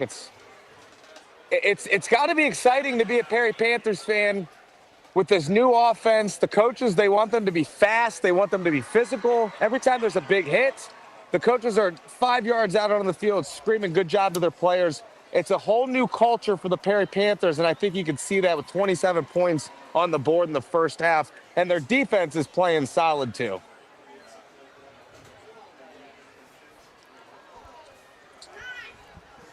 All right, with the Panthers on top 27-14. We have a chance now to take a look at what's going on the rest of the weekend in high school football in the area. And as we said, we have the winner of the game tonight, Sandy Valley at Fairless, but tomorrow a full schedule. Although we do have one change in the schedule. The Norton and Northwest game was canceled because of illness on the Norton team. So we've replaced that one with Glen Oak and Dover. Other games tomorrow night on AM 1310 WDPN with Sam Berkwin. Lawrenceville Heights will be at Marlington. We'll also have for you tomorrow night McKinley at Warren Harding, Akron Buchtel at Hoover. Lake will be at South Range in a very intriguing matchup. Chardon at Jackson. And this gang here will be at Massillon for the Glenville-Massillon game tomorrow night. So first of all, Brian, your take on tomorrow night's game. You mentioned it a little bit earlier, but there are going to be athletes all over the place on that field. And interested to see, Glenville is a D4 team. They won 2 straight state titles before last year, bowing out in the semifinals. But yeah, as Nate Moore said in our interview that you'll hear tomorrow night, nobody sent more guys to Ohio State than Ted Ginn, it seems like, and so athletes shouldn't be a problem. Yeah, I was told once by a coach that played Glenville last year that we send kids to play on Saturday, they send kids to play on Sunday. So they have talent. And the biggest thing is they were a young ball team last year. They had some freshmen playing. So they're a young team that has a little bit more experience. Biggest thing is, Massillon's going to try mentally to get in their heads. Every time I've watched Glenville play either the football or basketball, they are a very disciplined team. Coach Ginn does an excellent job with these kids, keeping them focused, knowing that, their next step is to hopefully play at the next level, not do anything stupid because coaches are watching. So it's going to be interesting how Glenville stays mentally focused. And then, Massillon, with the athletes they have, how they're going to match up one-on-one. And it's going to be an exciting night. I'm looking forward to that for sure. They're going to have the Tigers will have a new quarterback tomorrow for the first time in basically 5 years. So we'll see what they're able to do offensively, but I don't think we'll have to worry about their being able to cover things on the offensive and defensive lines. That's something that has been a constant with that program, especially in the past 5 years or so. Yeah, it definitely starts in the weight room with that program, and they got a great, strength coach, and they'll be ready to play physically. It'll be almost like watching a college game tomorrow. Now, Canton McKinley, a brand new head coach this year, and they'll be at Warren Harding, which isn't the easiest place to go, and especially with a new coach and a new system and learning everything new, which we've seen with Spencer Leno here tonight. What do you think about the Bulldogs as they go on the road tomorrow? Yeah, I'm excited to watch the Bulldogs play this year. I think it's I look a lot of positives. I think they're going to clean some of the mistakes up, and they got a new quarterback. They going to go play a Harding team, which they have a few new kids, some athletes on the outside that can play. So it's a great test, week one to see where you're at. It doesn't mean the season's going to favor however that game turns out, but it is a good test to see where you're at the beginning. Well, we mentioned the fact that Northwest didn't get to play this week. Their game against Norton was canceled due to illness on the Norton team, but you know a good bit about that Northwest team. What's your take on them this year? Yeah, I think they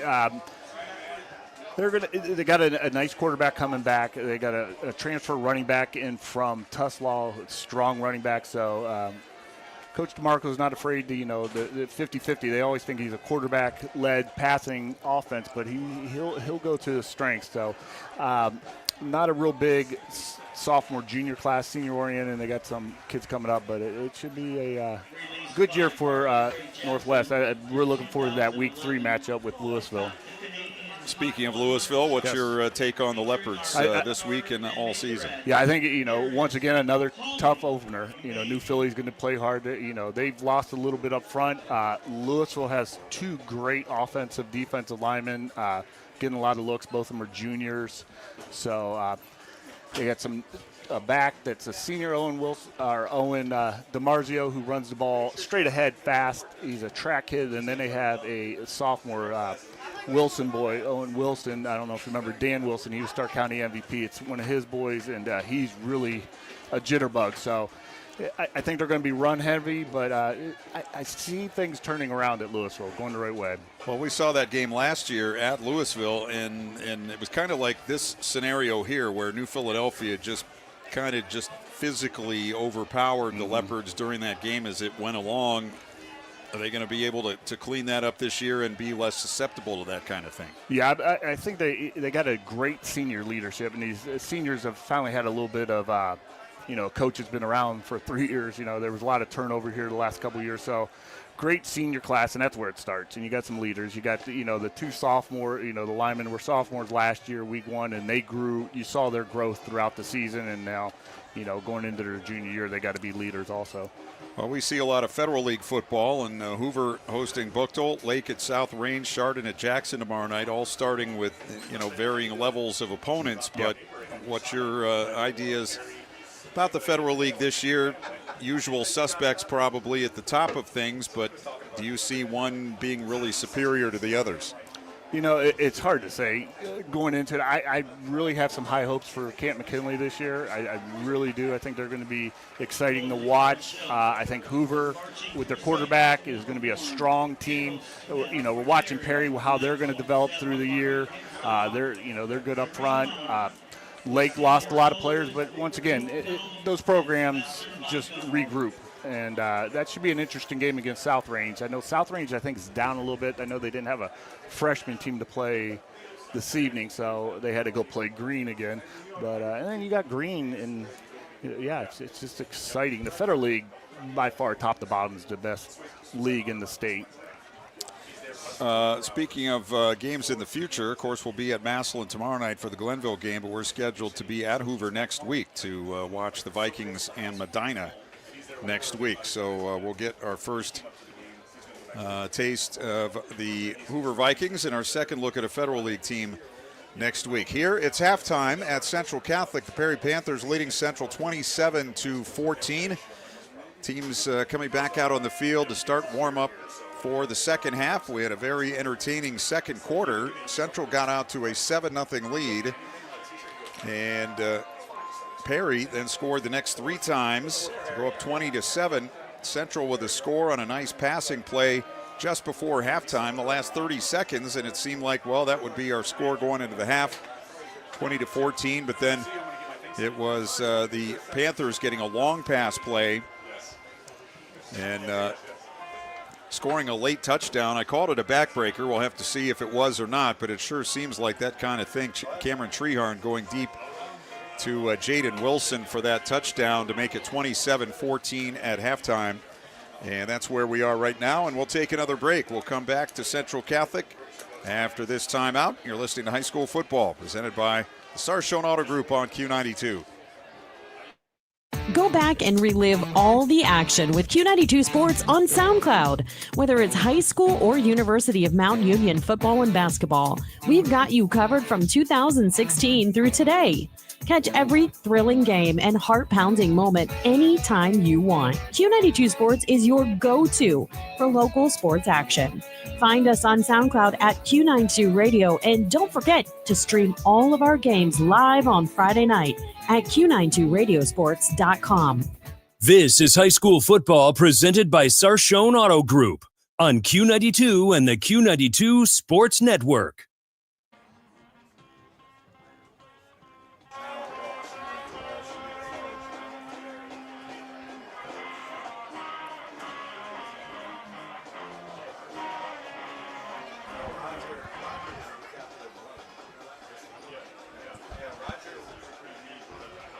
Back at Central Catholic, getting ready for the second half of action. Both teams have come out of the locker room.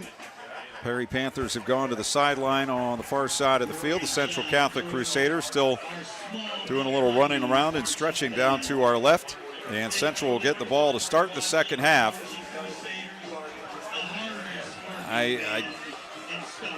They've shown some spark. They've shown some signs here in the first half of Central offensively. If they can get the passing game going, it looks like they're a team that can hang around and then can move the ball on just about anybody at this point. Yeah, for sure. Berkwin had a great first half for a sophomore, and like you said earlier, he's a sophomore, but he played every snap last year as a free safety, so he's a tough-nosed kid, and he's taken some shots and gotten right back up. So, been very impressed, with him and the way the offense has moved the ball, and they're going to have to keep on doing that. They can't pound it. They'll keep them honest, trying to get outside a little bit, but just continue just pounding. And you said about a backbreaker, and this is a young team, and it could, it'll see how they're exposed here and how they come out. But I know Coach will have them ready to go, and it starts with your leadership, and sometimes your leader is going to have to be a sophomore that steps in. You don't have a lot of seniors on this team, so it's definitely you grind out week one, but you got at least 10 more weeks for Central, and we'll go from there. So Perry in the all white with the black numbers and letters, no trim, and the black helmets with the white face mask, and Central in the all green tonight. So everybody looking very traditional on a great night for high school football. A perfect night weather-wise, just about. Temperatures down into the 60s. And no chance of rain. Looks like we'll have another nice day tomorrow, though a little warmer probably tomorrow night for the game between Glenville and Massillon and all the games here in Stark County. But we'll take it. We were here a couple of years ago and had to sit through some thunderstorms before we finally got finished with that game 2 years ago. So glad to be here on a great night. And the teams are heading out on the field now as Central will receive the second half kickoff.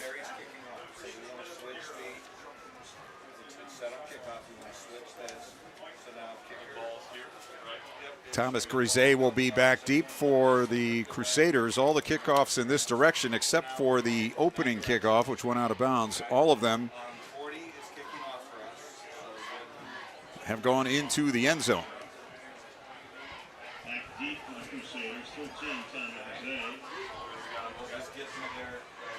Price DeStefano, who missed the first extra point, made all the rest, and he's also done the kicking off and hit the ball into the end zone. He's a junior.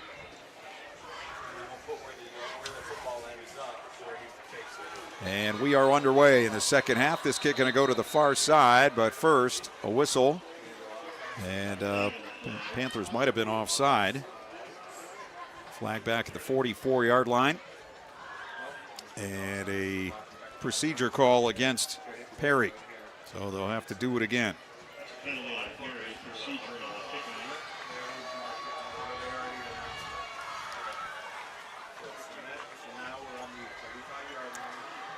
So the ball be backed up to the 35. Maybe Central will have a chance to return one here, though the wind is still blowing right at the back of the Panthers. Yeah, if you're on the return team, you want to strap it up now. You may get a return. You want to be ready to get a little contact here. DeStefano with the black and white, wearing number 40. If you squint a little, maybe get some Gale Sayers vibes out of that. Here's the kickoff. Line drive back to the 5-yard line. Grisey right up the middle, 20, 25, and out to the 28-yard line. So a nice return by the Central back.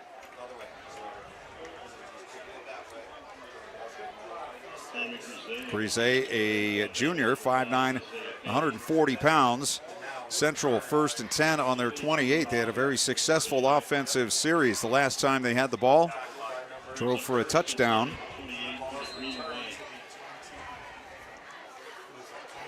Brock Berkwin, the sophomore, 10 of 14, 73 yards and a score in the first half. Also ran 8 times for 41 and a score. As Kenny Stroud to his left. 4 receivers, 2 each way. Man comes in motion toward the ball. They'll hand it to him. Try to turn the end, and he's going to be brought down for no gain on the play. And that was Carter Competti, the junior. We've seen him run that play 3 times, I believe, tonight. Once it was a decent gain. The other 2, no gain. So it'll be 2nd and 10. Yeah, Coach likes running everything towards his sideline. So it's been obvious he tries to keep it close. And Competti, 6'2", 195, one of those, what do you call them, long receivers. Yes. For Central. 2nd and 10. Berkwin in the pistol. Straight back to throw. Blitz coming up the middle. It's picked up, and now he's going to run. Near side 30, and he slides down on the 34. Well, some coaching was done at halftime. That is self-taught, one or the other. One or the other, yes. Either you learn it yourself or somebody teaches you. That's a gain on the slide by Berkwin to the 33, and it brings up a 3rd down and 5. Yeah, Stroud had a great pickup there on the blitz. That's what got Berkwin released to get upfield.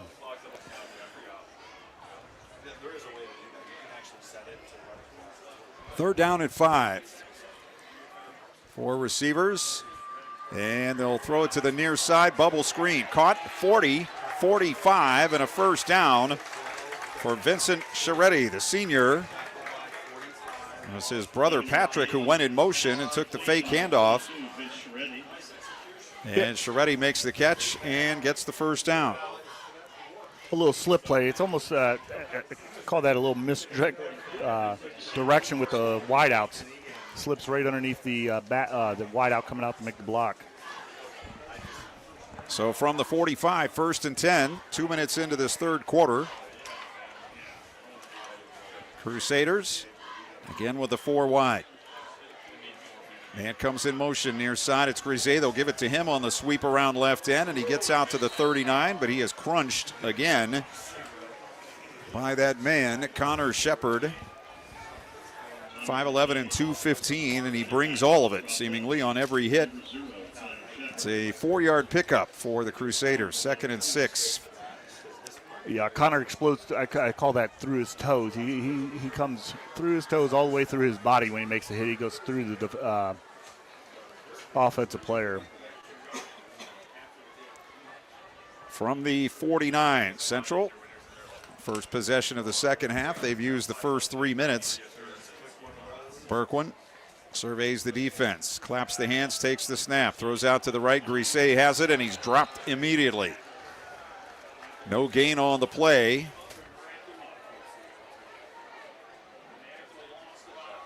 And an immediate tackle by Nasir Foster coming up from the defensive backfield, and that is a loss back to the 46. So it'll be 3rd down and 9 here for Central. As Berkwin comes to the near side to get the play from his coaches. It is 27-14 for Perry. That was our halftime score after it was 7-0 Central at the end of 1. 3rd and 9. Berkwin again in the pistol. Perry with 3 down linemen. Let's see if they bring anyone else. Man in motion right. Berkwin with a fake. He's going to throw the screen over the middle. Man wide open. 50, 45, 40, and a first down for the Crusaders. That's Patrick Scheretti as they pick up 16 on that play. Yeah, great call there. Like you said earlier in the ball game, they were dropping that time. Perry brought the heat, ran a little bit of screen, and a great run by Scheretti getting north and south. He could have kind of carried it out east and west, I call it, towards the sign, but he got those shoulders upfield and made sure he got the first down. So 1st and 10 for Central on the Perry 39-yard line. 7.5 to go in the 3rd quarter. 27-14 for Perry. Berkwin sends Grisey in motion right. Hands him the ball. Cuts inside the block this time and is sent down rather rudely at about the 37-yard line. Gain of a couple on the play. they've been running these bubbles and slips. I could see a bubble and go or slip and go where you kind of fake that slip or bubble, and the guy who's supposed to be blocking takes off, and runs a wheel route. Well, let's see. See how disciplined they are here. They have been effective at those plays that you were talking about. So when do you pull the trigger as the coach on a play like that? It is 2nd and 8. Berkwin, the man coming in motion, fakes to him, throws it out to the right, and incomplete. Pass a little bit high, and Mike Bajornes took a hit in the back as he was trying to pull it in and couldn't hang on. So it'll be 3rd down and 8 now for Central on the Perry 37-yard line. Impressed with Perry's tackling tonight. They get to the ball quickly, and they run through the ball. That's what I call that, pursuit, but they run through the ball carrier, the receiver. So talking to Spencer Leno before the game today or yesterday, talking about a new coach coming in. First, it's nice to have good line play coming in new, and also to come into a place where the culture is as it is at Perry, like you said. Absolutely. 3rd down and 8. 3 to the right, 1 to the near side. Berkwin takes the snap. Pressure up the middle, rolling right, throwing deep down the far sideline, and incomplete, broken up. And that was Nasir Foster pulling the ball away as the pass was on target. That pass was intended for Bajornes down the far side of the field. And nearly a big hookup, but not quite. And let's see, what do we have? Now we have an injured player out on the field at the middle of the field for Central. I believe that is Benjamin McKee, offensive lineman. Started at tackle.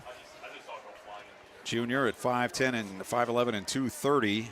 And can't really see what they're looking at there. You're always thinking you're going to see a lot of cramps on a night like tonight, but I don't know that that's what we're dealing with here. So the Central player down, and the trainer is out checking with him right in the middle of the field.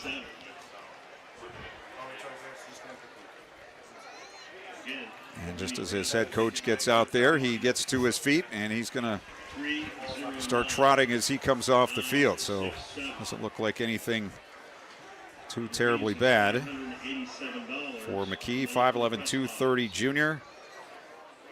And hopefully he'll be back in the game shortly. It will be 4th down and 8 for Central on the Perry 37. And it looks like they're going to keep the offense on the field here.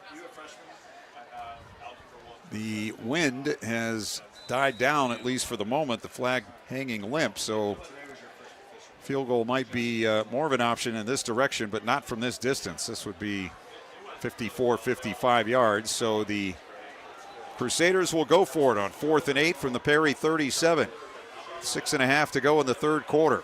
Crusaders down by 13. Berkwin drops the snap. Now he has it, rolling right, throwing upfield, and it is intercepted. Perry intercepts.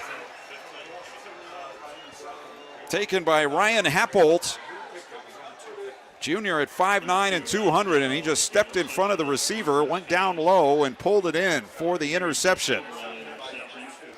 I know it's easier said than done, but you almost want to drop that so you get better field position. It was just a short punt, but yeah. You got a high school kid. He wants that interception. It's not a, when it gets downfield is when you want to just knock it down. Right. In any case, Perry will take over on the turnover rather than the turnover on downs. They'll have it 1st and 10 on their 28-yard line with Cameron Treharn, the sophomore quarterback. He has 2 receivers near side, 1 to the far side, and they throw it out there, and it's caught by Wilson, who spins around one man, still going down the sideline, somehow stayed in bounds and picked up a 1st down. They'll spot him out of bounds.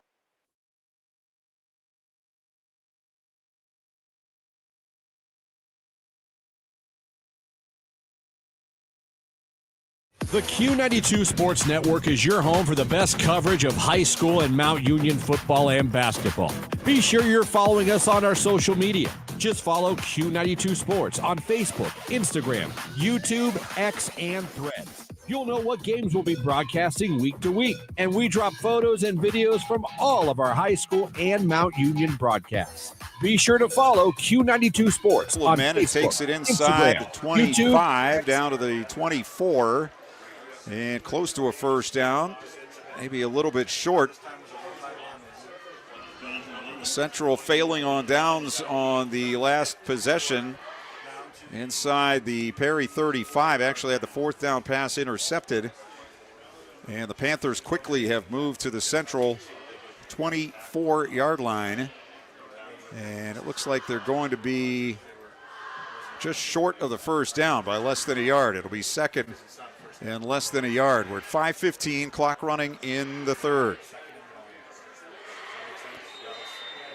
You got a timeout on Perry here. I think a little confusion on player assignments there. I don't know if they thought maybe they had a first down and were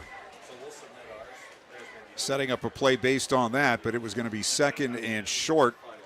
We're at 5:09 to go in the third period. Perry 27, Central 14. Nobody scored here in the third quarter. Central with a nice drive to start the second half. Got down inside the 35-yard line, but were intercepted on a fourth down play. And Perry have quickly gone the other direction. All the scores but one have been in this direction, from our left to our right, north to south. Yeah, if there's been a bigger shock for those offensive linemen, was that last three plays for Perry.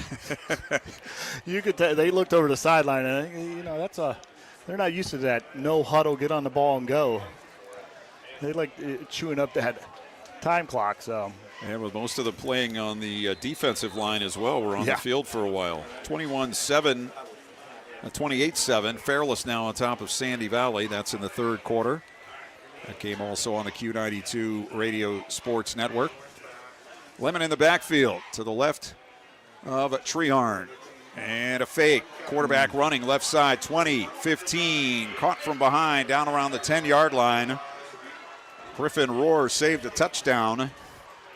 He'll spot the ball on the 11. Yeah, I think that was a busted play.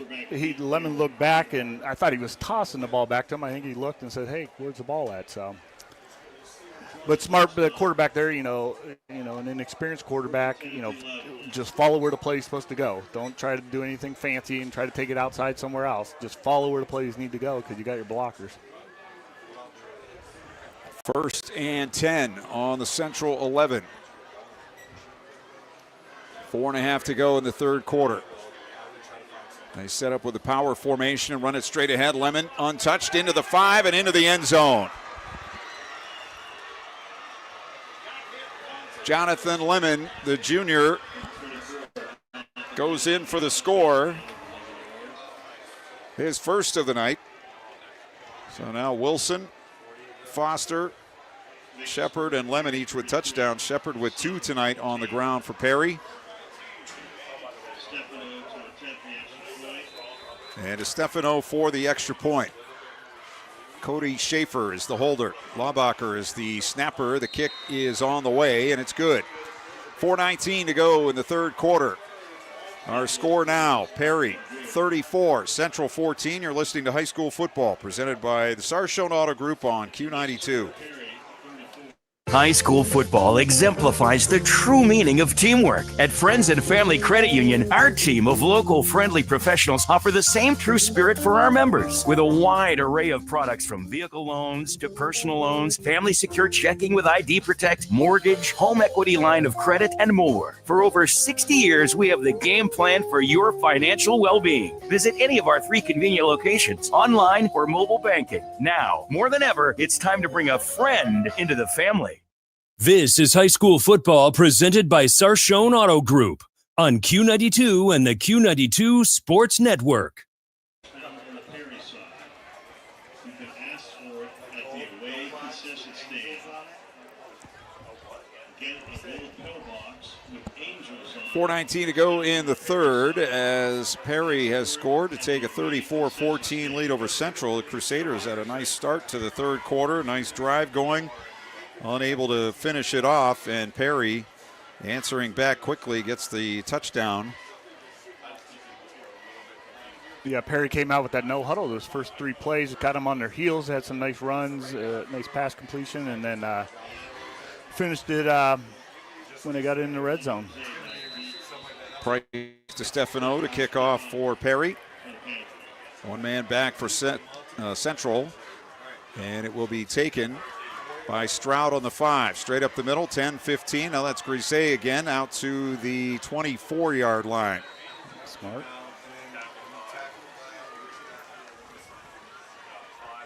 Players having trouble unpiling.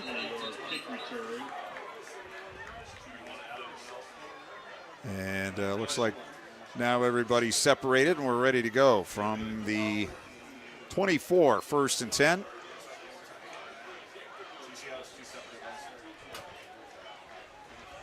This is something we've seen in this series the last few years, is Central able to make some plays offensively, but just not able to stand up defensively against the up front strength of Perry.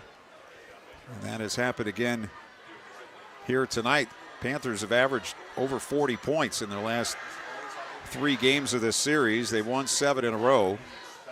And here's a handoff up the middle, and nowhere to run whatsoever for Kenny Stroud, the sophomore, at 5'10 and 185. They just haven't been able to get that running game going at all up the middle. No, they up front, the battle's been won by Perry for sure. And like you said earlier, this Perry team, we always said, running the old wing T was always tough to prepare. But I'm telling you, they're a physical team no matter what. They're a tough-nosed team. So he had a little bit of passing, a little bit of trickery, and a little bit wide open. They're going to be a tough team to deal with the rest of the year. One back, 4 receivers for Central on 2nd and 9 from the 25-yard line. Berkwin waits for the snap. Brings a man in motion, hands it off to him, trying to come around the near side is Competti, and he's able to push his way out across the 30, close to a first down. They're going to mark him on the 33. Looks like he's going to be about a yard short. And these Central kids aren't going to quit. They're a young bunch. They'll come back going into week 11, throw this tape in, and see how they've developed and, progressed through the season. So.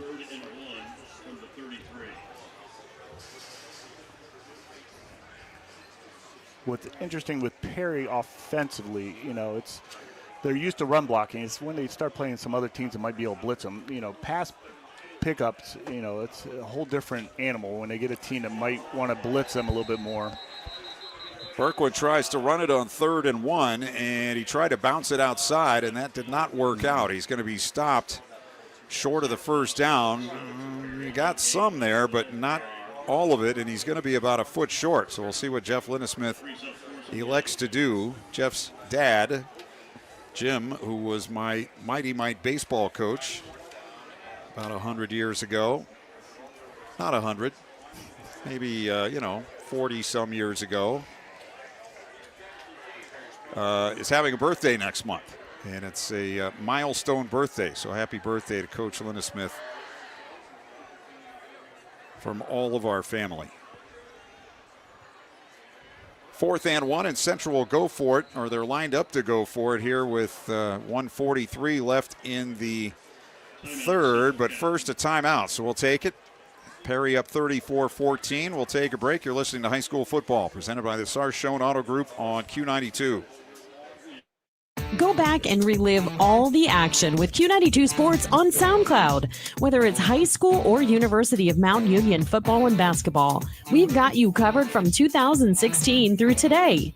Catch every thrilling game and heart-pounding moment anytime you want. Q92 Sports is your go-to for local sports action. Find us on SoundCloud at Q92 Radio, and don't forget to stream all of our games live on Friday night at Q92Radiosports.com. This is high school football presented by Sarshone Auto Group on Q92 and the Q92 Sports Network. Well, the fourth and less than a yard from their 33.5. Looks like they're going to go for it. At least they're lined up to go for it. They bring Campetti in motion, and it's going to be a Burke one run, and it looks like he's going to get the first down with a push maybe from behind. A little bit of help from a friend, and Berkwin is down. He got up and went right back down. He does not look so good at this point. And so we'll have to wait and see about the Central quarterback. He's down with 1:32 to go in the third. The Central backup. Sorry, I didn't have that listed. But in any case, it looks like Brock Berkwin will have to take some time out of this game. Took some big hits in the first half and was able to get back up and keep going. And like you said, he got a little help. You get that, that push in the back, and you're not ready for that contact. You got someone coming full speed at you and someone pushing you in the back. You're kind of stuck in the middle, and hopefully it's nothing serious. He gets back up. So they're tending to Brock Berkwin out there at the 34-yard line. Looked like Paul Manson was getting warmed up for the Crusaders. Another sophomore. As we said earlier, Central with 6 seniors, only 3 of which actually play on a regular basis. Linda Smith saying it's probably the youngest team he's had in over a decade. Yeah, absolutely. They have some young kids out there, but they're thrown in the fire and ready to play. They've shown out reasonably well here tonight, but Perry has just been a little bit better physically. We are at the 1:32 mark of the third quarter. Perry with a 34-14 lead, and the Central quarterback, Brock Berkwin, is down on the field. He was injured on that last play, which was a quarterback run.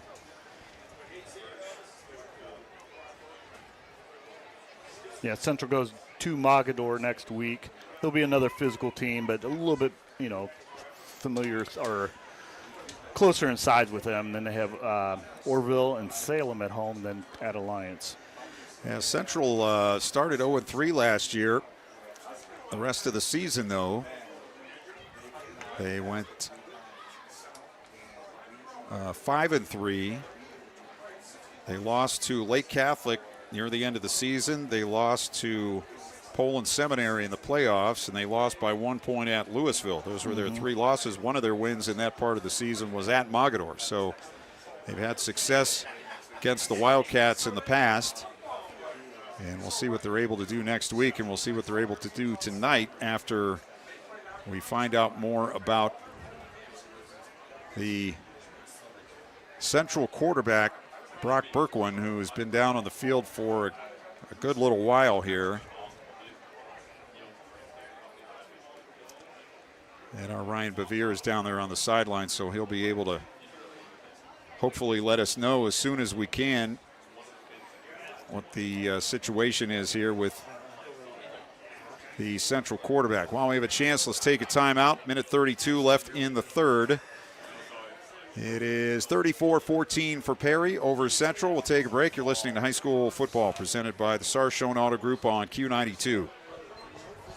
RG Drag, Stark County's premier career center, offers programs that prepares its students at the high school level for careers and continued education beyond high school. Upon completion, RG Drag students have an immediate opportunity to obtain a well-paying job in many exciting career fields. We offer everything from culinary, dental assisting, engineering, sports turf and landscape, welding, and so much more. Contact RG Drag to find a program and career that's the perfect fit for you. RG Drag, where careers begin.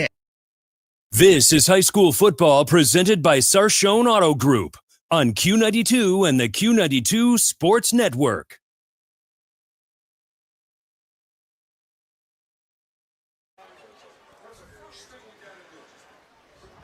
Well, we're back at Central Catholic, and wish we had some update for you, but we really don't. The trainers still out on the field, tending to Central's sophomore quarterback, Brock Berkwin, who's having a real good night tonight, but was injured on the last play, a quarterback run. He got a first down to the 35-yard line on a 4th and 1, but got up with the help of a teammate and then went right back down to the ground and has been there ever since. And he's surrounded, so we can't really tell what the situation is. So he said we'll try and get Ryan Bevere down there and see what he can find out.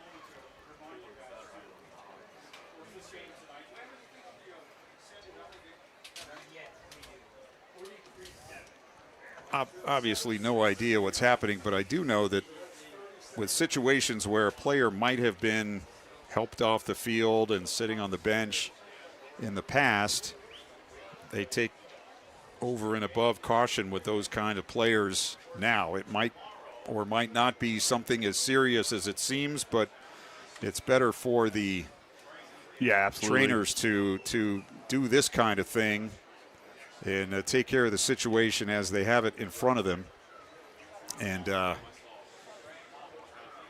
do it that way rather than just get them off the field and then find out it's something a little more serious than they thought. Exactly. Yeah, they're going to use caution on this, and I don't want to speculate on anything, but just send some prayers his way, and hopefully he gets up and back and playing. Not tonight, but in the near future.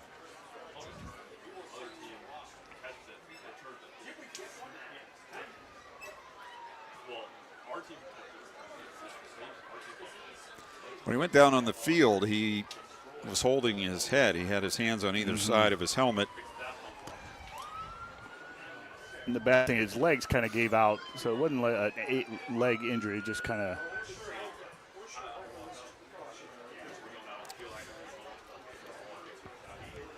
So I don't know how much longer we're going to have of a delay here, but it looks like it might be a little bit longer. Yeah, they're going to, stabilize them, make sure everything's, safe that way. Trainers are trained in this situation. It just kind of deflates everyone on the field, both sides. Right. You don't like seeing this at all. So we saw just a few moments ago that somebody came out on the field, and Ryan tells us that that's Brock's mother. And so she's out there on the field, and an ambulance just rolled up behind the home stands here and trying to make its way around. I'm not sure where the entrance is for a vehicle onto the field. I thought maybe it was on the other end, but it's down on the north end right now. And I'm guessing they're just trying to, like you said, stabilize things and just make sure he is where he is and stays there until he can get ready to be taken. We're, 2 or 3 minutes away from Altman Hospital, so that's a plus as well.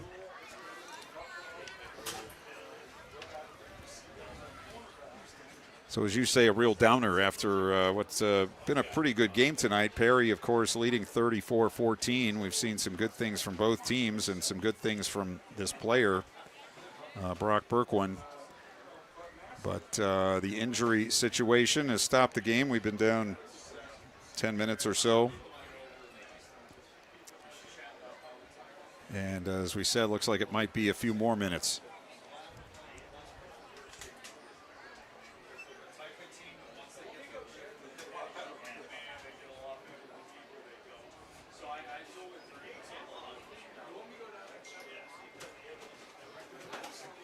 And that's who you feel for, the parents, when they come down, not knowing what's going on. And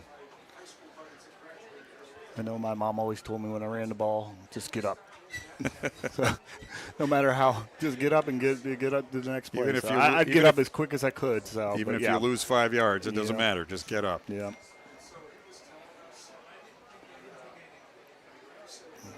Yeah, there's no such thing as getting your bell rung anymore or anything like that. They're going to, take every type of injury like this seriously.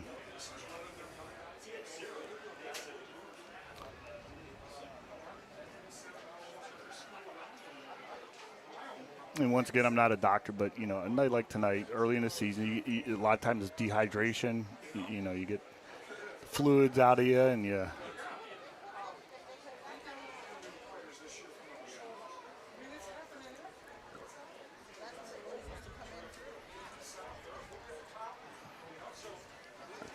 I thought we were going to see an ambulance. I see the flashing lights down to the left end, but I don't know if there's a place to drive. They got to open the gate for one thing. Yeah. Around the track, which surrounds the field here at Old Kleinfelder Field at Central Catholic. If you're just joining us, Perry up 34-14, a minute and a half to go in the third.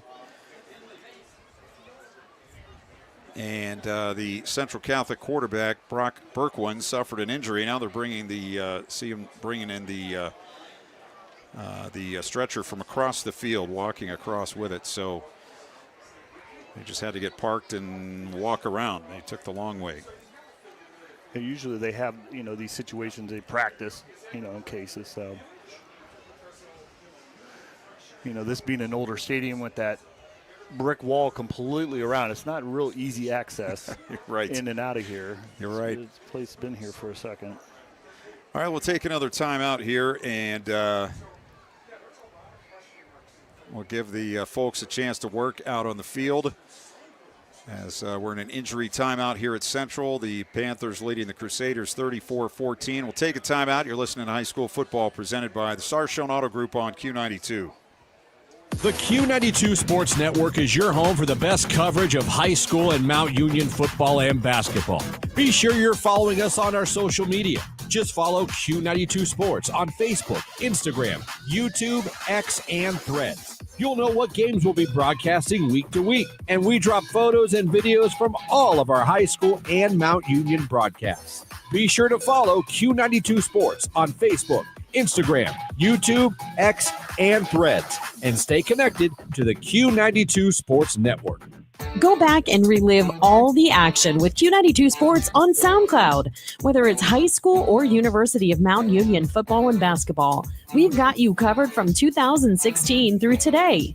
Catch every thrilling game and heart-pounding moment anytime you want. Q92 Sports is your go-to for local sports action. Find us on SoundCloud at Q92 Radio, and don't forget to stream all of our games live on Friday night at Q92Radiosports.com. From the daily driver, a heavy hauler, to a high-end auto investment, the Sarshone Auto Group is one of Northeast Ohio's leaders. With 6 locations: Sarshone Ford in Alliance and Randolph, Sarshone Chevrolet in Randolph and Garrettsville, Sarshone Chrysler Dodge Jeep Ram in Dalton, and the Sarshone Auto Gallery in North Canton. The Sarshone Auto Group. Find out more at sarshone.com, an official partner of the Cleveland Browns. This is high school football presented by Sarshone Auto Group on Q92 and the Q92 Sports Network. And we're back here at Central and awaiting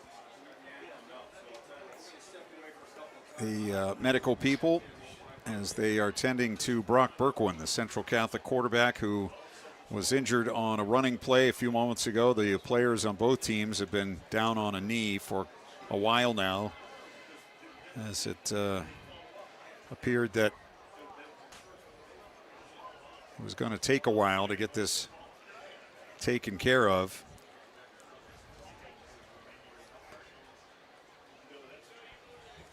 And what's good about high school sports now, you know, every team has a trainer. Usually they're with a particular hospital, and it looks like Central actually has a team doctor. He was on the sideline the whole time with a sports jacket on. He was one of the first ones out there, so, you know, they're in good hands right away.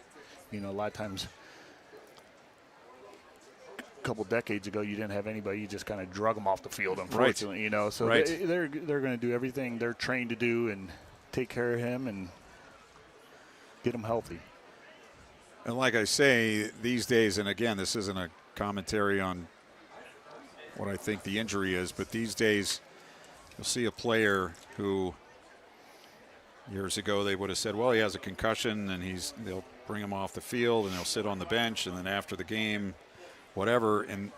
But nowadays they do all this on the field, Absolutely. To where he can be safely transported and then evaluated with the medical people wherever he happens to be going. But again, it appears that Paul Manson is taking snaps at the quarterback position for Central. And now they have the cart out on the field.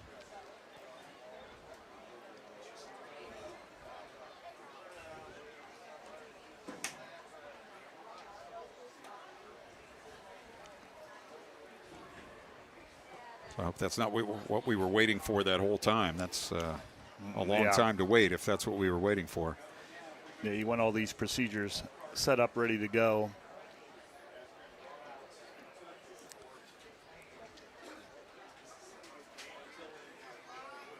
And it looks like a little more activity now. Yeah, they're going to get them on the board. I don't think they wanted to transport them all the way across the field on just a stretcher, so they got the cart. Mm-hmm. The Gator. Well, Central took a 7-0 lead in this game, and then Perry came back with 20 unanswered in the second quarter. Central got a score in the final minute of the second quarter to pull within 20-14. But with only about a half minute to go in the quarter, Perry were able to go in a couple of plays down the field and score right before halftime and make it 27-14. And the Panthers with another touchdown here in the third. And Central getting the ball back after that. It picked up a couple of first downs. But on the last one, injury occurred to Brock Berkwin, and that's what's held us up for quite a while.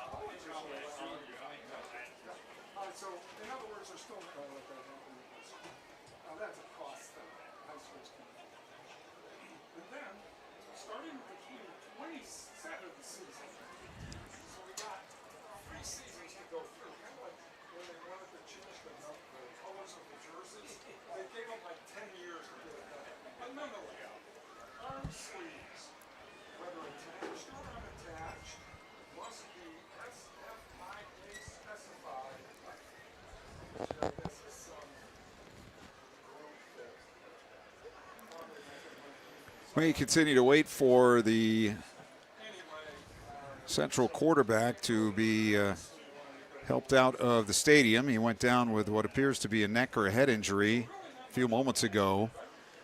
And the training staff has been out there, and the team doctor and ambulance crew on the scene, and now they have put him on the board. And that is now on the stretcher. And I think they are going to have to stretcher him out.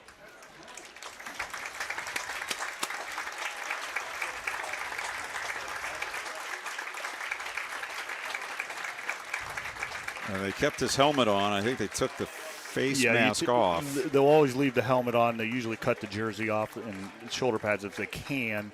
But they'll take that face mask off. The biggest thing, if a situation where they'd have to help breathing out at all, they want that face mask off right away. So I would think that we'll have a few minutes here for the teams to get stretched out, warmed up again, as they've had basically almost a halftime break. Yeah. So they'll take a little time here to get warmed up again with 1:32 to go in the third quarter. Central down 34-14, and now they will have a 1st and 10 on their 35-yard line, and they'll have a new quarterback in there, which looks like it's going to be Paul Manson, a sophomore at 5'8" and 140 pounds. And he will be the man going forward. And so as the teams get warmed up, let's take another break here from Central Catholic Crusaders trailing the Panthers 34-14. You're listening to High School Football, presented by the Sarshone Auto Group on Q92. The Q92 Sports Network is your home for the best coverage of high school and Mount Union football and basketball.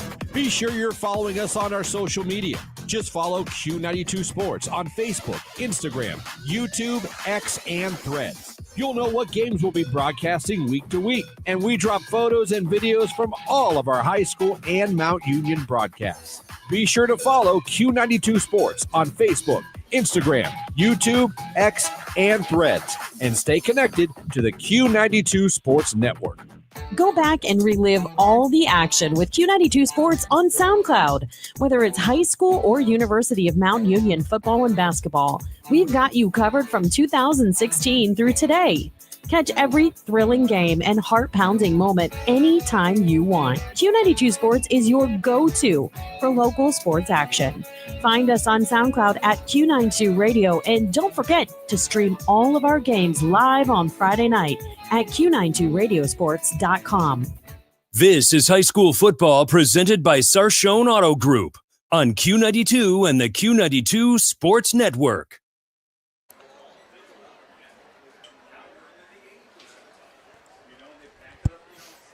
Back at Central, we're at a minute and a half to go in the third quarter, and the teams are warming up again after a long delay for an injury. The Central quarterback, Brock Berkwin, went down after being hit on a running play and stayed down, and so he had to be tended to, and we've been waiting 20 minutes or so for that to get remedied, and for now the team's going back out and warming up because they stood and then knelt for all that time as the night gets a little chillier.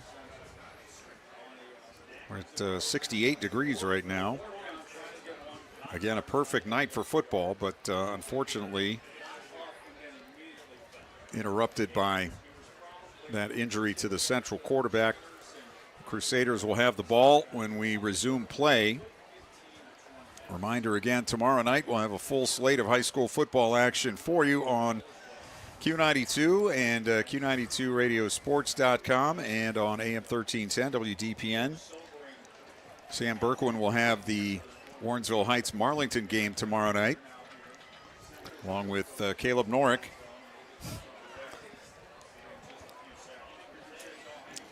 Christian Bigglesworth will be on hand for the game between McKinley and Warren Harding. Jay Wilhelm will have the Buchtel Hoover game at North Canton. Ryan Keller and Antonio Hall will do the game between Chardon and Jackson. Mike Voorhees will be on the game between Dover and Glen Oak. And Brian Beatty and I will be at Massillon for Glenville taking on the Tigers. Also have Lake at South Range for you tomorrow night. So just getting started, a full season, starting with a full night of high school football tomorrow as the teams head back out on the field, and it looks like we're very close to resuming play. And, we'll have Sammy Beatty at the Canfield West Branch game giving us updates. All right. All right. That should be a good ball game. Our favorite correspondent bringing us those scores from always got West Branch covered, that's for sure.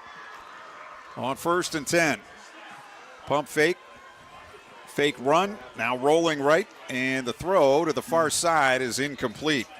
Paul Manson, the quarterback, had a lot of time to decide what he wanted to do there. Eventually was able to work his way outside, but the pass a little too tall. Yeah, and it'll be 2nd and 10. Just a little bit of inexperience there. This first look wasn't there, and then he kind of just got quick feet, which is understandable, and just kind of threw it away there. The Charettis, Vince and Patrick will come to the near side, 2 out to the right. Kenny Stroud to the right of his quarterback. And they'll hand it off on the sweep to the right, and it's going to be Patrick Charetti trying to get around the end, and he's not going to be able to do it. He's able to work his way back toward the line of scrimmage, but he's going to lose a couple of yards on the play. They'll put it on the 33. And it'll be 3rd down and 12 here for the Crusaders. Interesting, we saw there, they came out and threw on 1st down and Perry again. Yep. Rushed 3 or maybe 4 and covered with everybody else, and just nobody really to go to. Down close to a half minute to go here in the 3rd quarter. Central down at 20.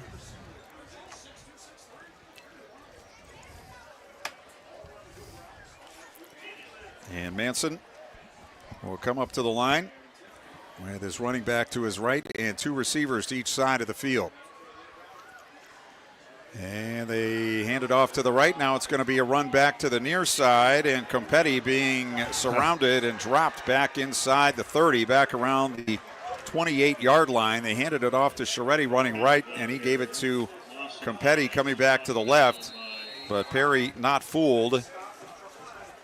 And that will be the last play of the 3rd quarter. So Central will have a 4th and very long when we come back for the 4th quarter. After 3, it's Perry 34, Central 14. You're listening to High School Football, presented by the Sarshone Auto Group on Q92. The Q92 Sports Network is your home for the best coverage of high school and Mount Union football and basketball. Be sure you're following us on our social media. Just follow Q92 Sports on Facebook, Instagram, YouTube, X, and Threads. You'll know what games we'll be broadcasting week to week, and we drop photos and videos from all of our high school and Mount Union broadcasts. Be sure to follow Q92 Sports on Facebook, Instagram, YouTube, X, and Threads, and stay connected to the Q92 Sports Network. This is high school football presented by Sarshone Auto Group on Q92 and the Q92 Sports Network. Perry has 2 back now. Punting situation here for Central on 4th down and about 17.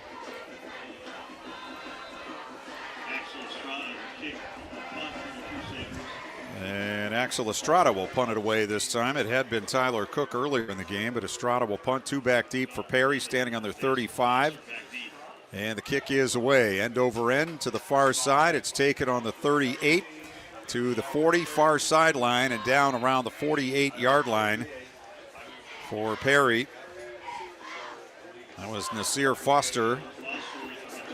And the Panthers with a 1st and 10 on their 47-yard line, just underway in the 4th quarter. Telling you how far behind we got between the injury and the running clock.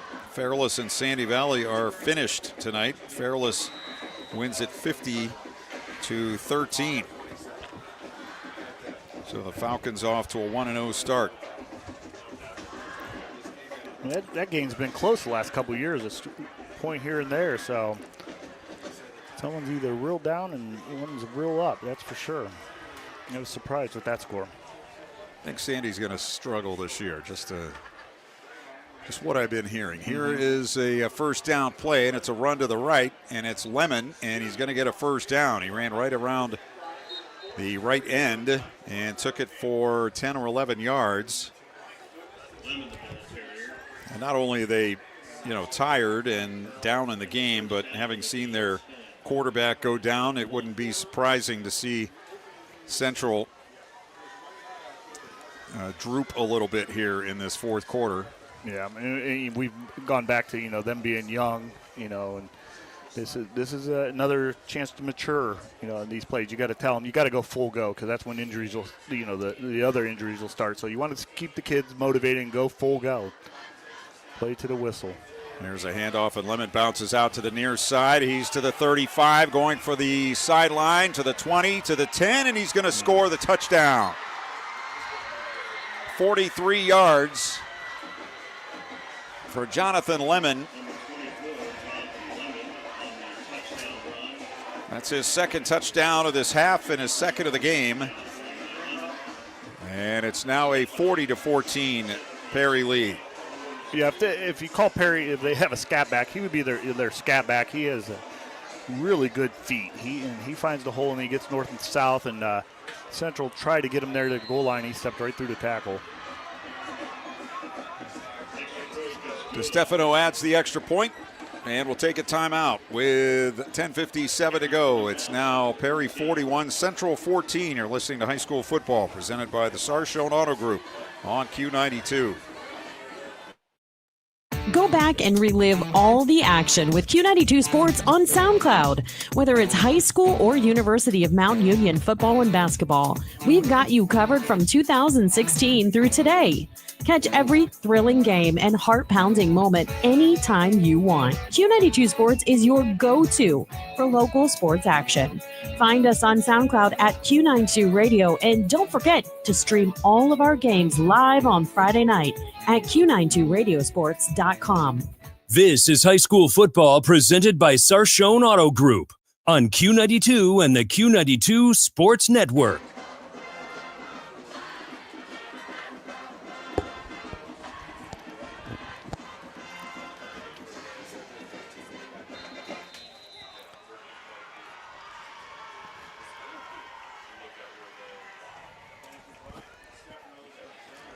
Here's the kickoff, and it's on the ground, and it is taken on the 22-yard line.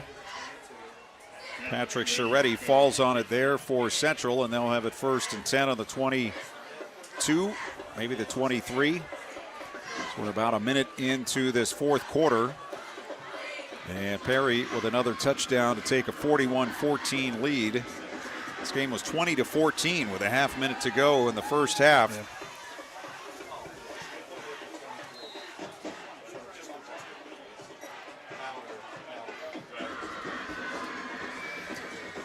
Yeah, Perry is at home next week in St. Vincent, St. Mary, and then they go on the road to Warren Harding, and then they get into Federal League action with Lake. Quarterback Paul Manson will hand it off, and the Panthers expecting the run, and they get it. But a nice effort to go up the middle by Kenny Stroud and get it out across the 25 to the 26-yard line. He picks up 3 yards on the play. It's been a slow night for Kenny Stroud running the football up the middle.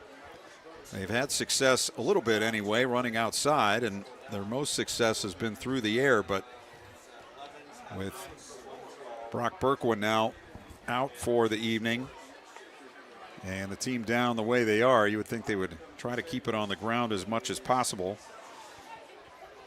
Center Aiden Wagner over the ball, and they give to the second man through. It's Stroud again. Somebody's got him around the waist, and he can't get away. So maybe another yard up the middle. And tackle for Perry by Michael DeSantis, a senior, setting up a 3rd down and 6 for Central from their 27-yard line. Yeah, Perry's, making some subs here in the fourth quarter, but it's tough on Central. Those are fresh legs out there now, and Central's been battling all night, so. Back to throw, and it's going to be a lob down the near sideline, and it's caught at the 40-yard line. A catch for a 1st down by Quentin Steiner, sophomore. Oops, sorry, that is 15. Mike Bajornis with a catch for the Crusaders, and they'll put him out on the 44-yard line with a 1st and 10 as Central moves the chains. So Manson went back immediately, found his man, and got it to him quickly. And he was able to come down with it. Jornis didn't really have much in the way of defenders around him. From the 44, Manson straight back, rush, throw over the middle, and a juggling catch by Stroud, and he had to juggle and wait. By the time he pulled it in, he was brought down from behind by Seth Green.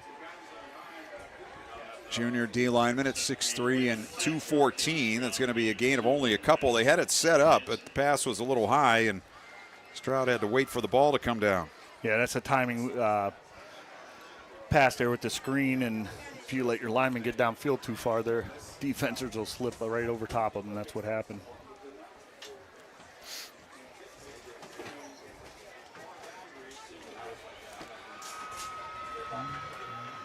Second down and 8. Man comes in motion. They'll hand it to him. And that is Scheretti, Pat Scheretti. And he's going to lose a yard on the sweep back to the 45. So it'll be 3rd down and 9 as we're ticking down toward 8 minutes to go in the fourth quarter. Perry on top 41-14. Vince Chiaretti comes out of the game for Central.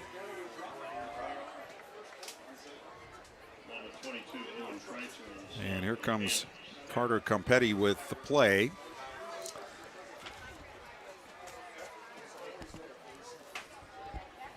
I don't see a play clock anywhere, do you? No, I don't. Some of these plays have taken a really long time to get going. The clock in your head is like, yeah, seems like a long time, but we haven't had any delay of game penalties so far tonight as Manson goes back, pumps near side, sets up, throws near side, tipped, still loose and incomplete.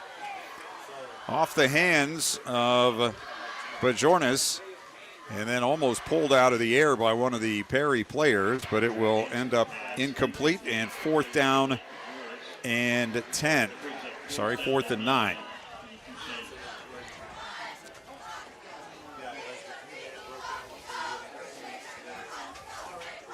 So Estrada will punt it away. 2 back deep for the Panthers. They have Foster and Lemon back there. Good snap, no pressure, and the kick high, not very deep. It's going to hit in the field of play. Took a Perry bounce and then started back the other way and was downed by Vince Chiaretti. And the Panthers will take over on their 32 with a 1st and 10, 7-13. You might think about, getting some bench players in, but it's the first game. You'd like to get your starters as much action as you can. You don't want them basically playing 3 quarters in the opener if you can help it. So we'll see what they decide to do. It looks like Antonio Salazar will come out on the offensive line. Blake Hose. Yeah, you might want to get some of these younger linemen. You know what you have up front. You can. They're already tested for sure. Yeah, they got some new faces in there for. Orion Jefferson is in on the offensive line as well. And we'll see about the rest. Here's a handoff up the middle. And bouncing to the near side and running it out to the 40 is Brock Boland. 5'5" at 140. A sophomore, picks up 8 yards. Looks like Cody Schaefer is in at quarterback for the Panthers.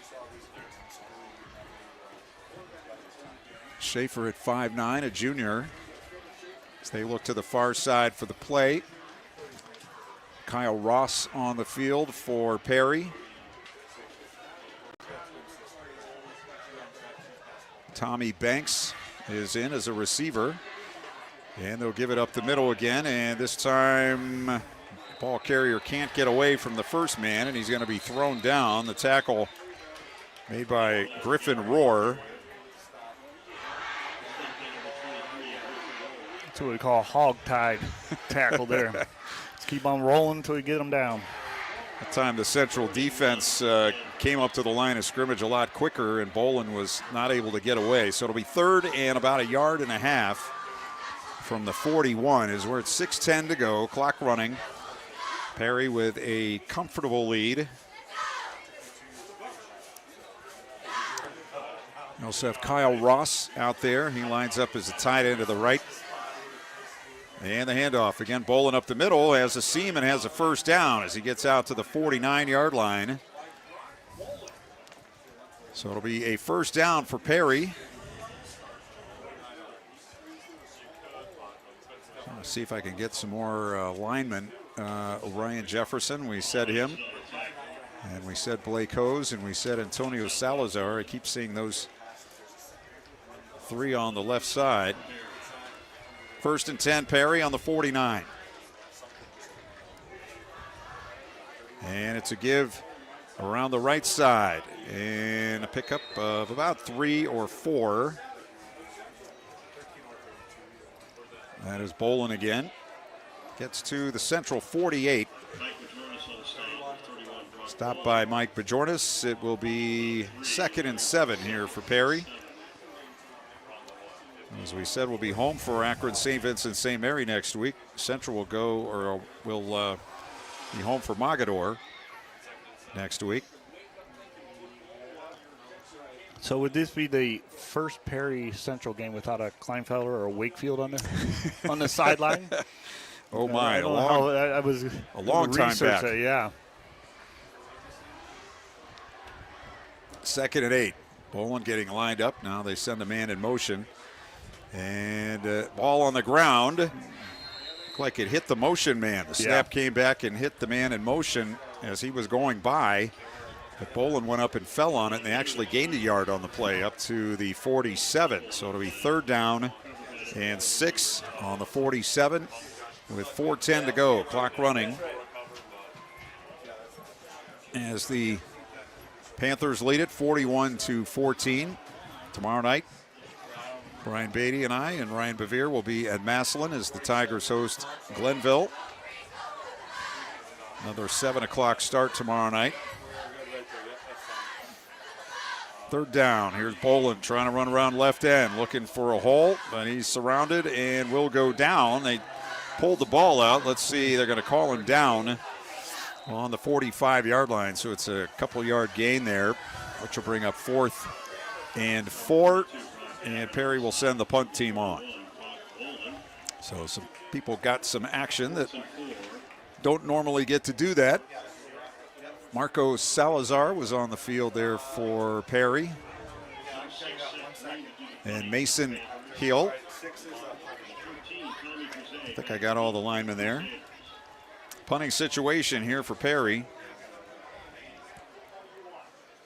And nearly blocked. He just got it away. Took his time and nearly a block. The kick is a good one, though, and it's going to bounce out of bounds around the 10-yard line. Perry punter is Seth Green. And they will spot the ball right on the 10-yard line with 2:57 to go. Central down 41-14. And we will wrap this one up pretty quickly after it's over.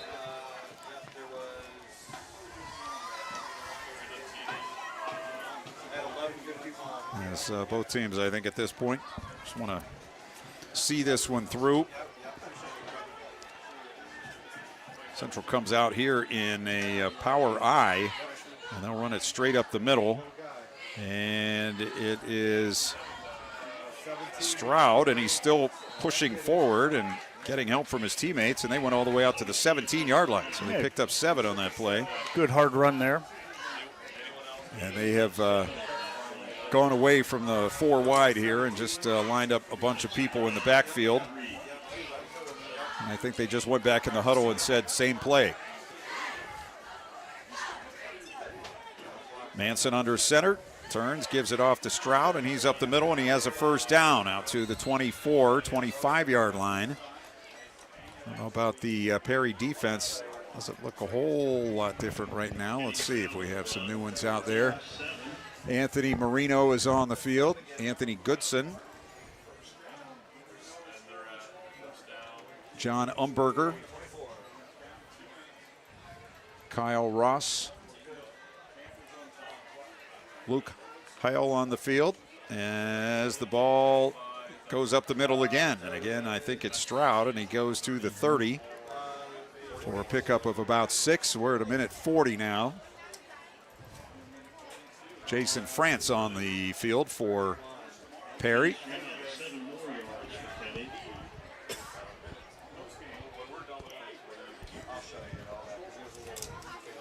Be 2nd and 4. Maybe a couple more plays to go in this one, barring something out of the ordinary. And up the middle it goes again, and this time the Perry defense stacks it up in the middle. Mitchell Takic's out there. In on the tackle. So 3rd and 2, as we're under a minute. So probably one more play and take care of this one.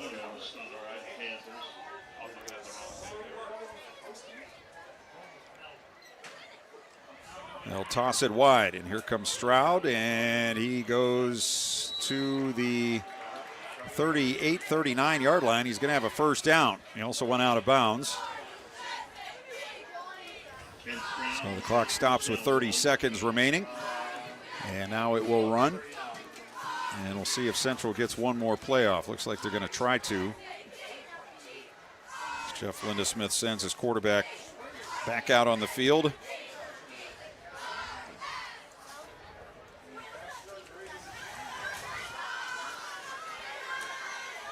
Down to 8 seconds. Still not, doesn't have everybody lined up yet. 4, 3, 2, 1.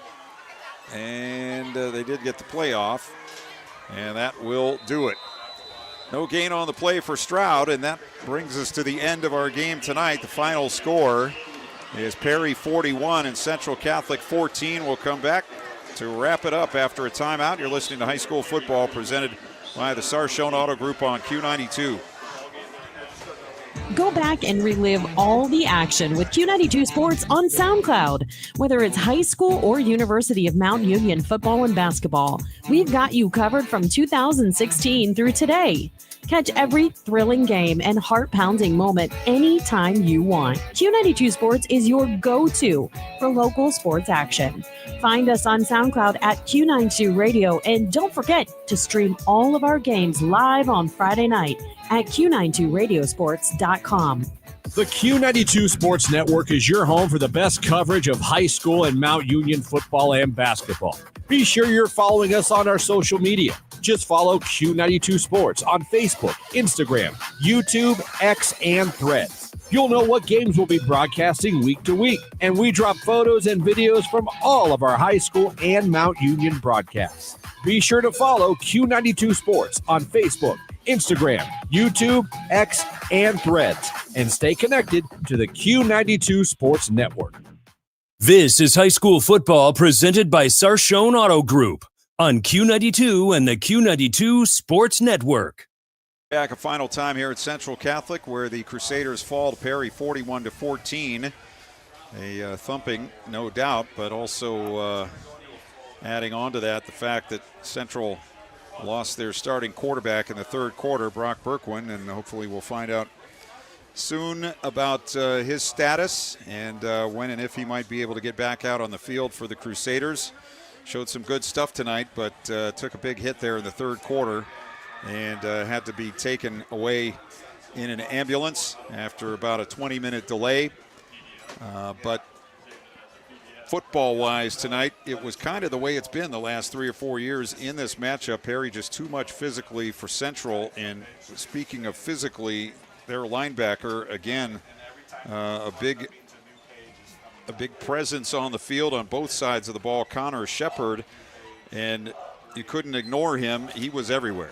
Yeah, absolutely tonight. Yeah, offensively, he had some nice runs, got in the end zone, short yardage situations, and then defensively, like we said earlier, he tackles through his toes is what I call that. He just goes through the body, and he's a Federal League Perry-type kid. I mean, that's what you see every Friday night from him. All right, that will take care of things tonight from Central as the Perry Panthers go to 1-0. Central falling to 0-1.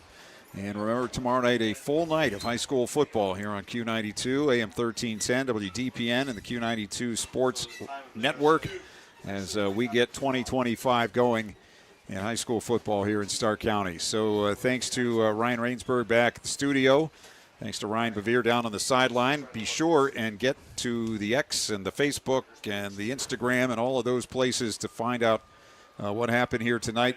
He always has a great collection of videos and photos and interviews after the game. So be sure you go there, Q92 Sports, to see all of that from Ryan Bevere. So we'll be back tomorrow night from Massillon as they take on Glenville. Again, our final tonight. 41-14, Perry beats Central. Thanks for listening. You're listening to High School Football presented by the Sarshone Auto Group on Q92.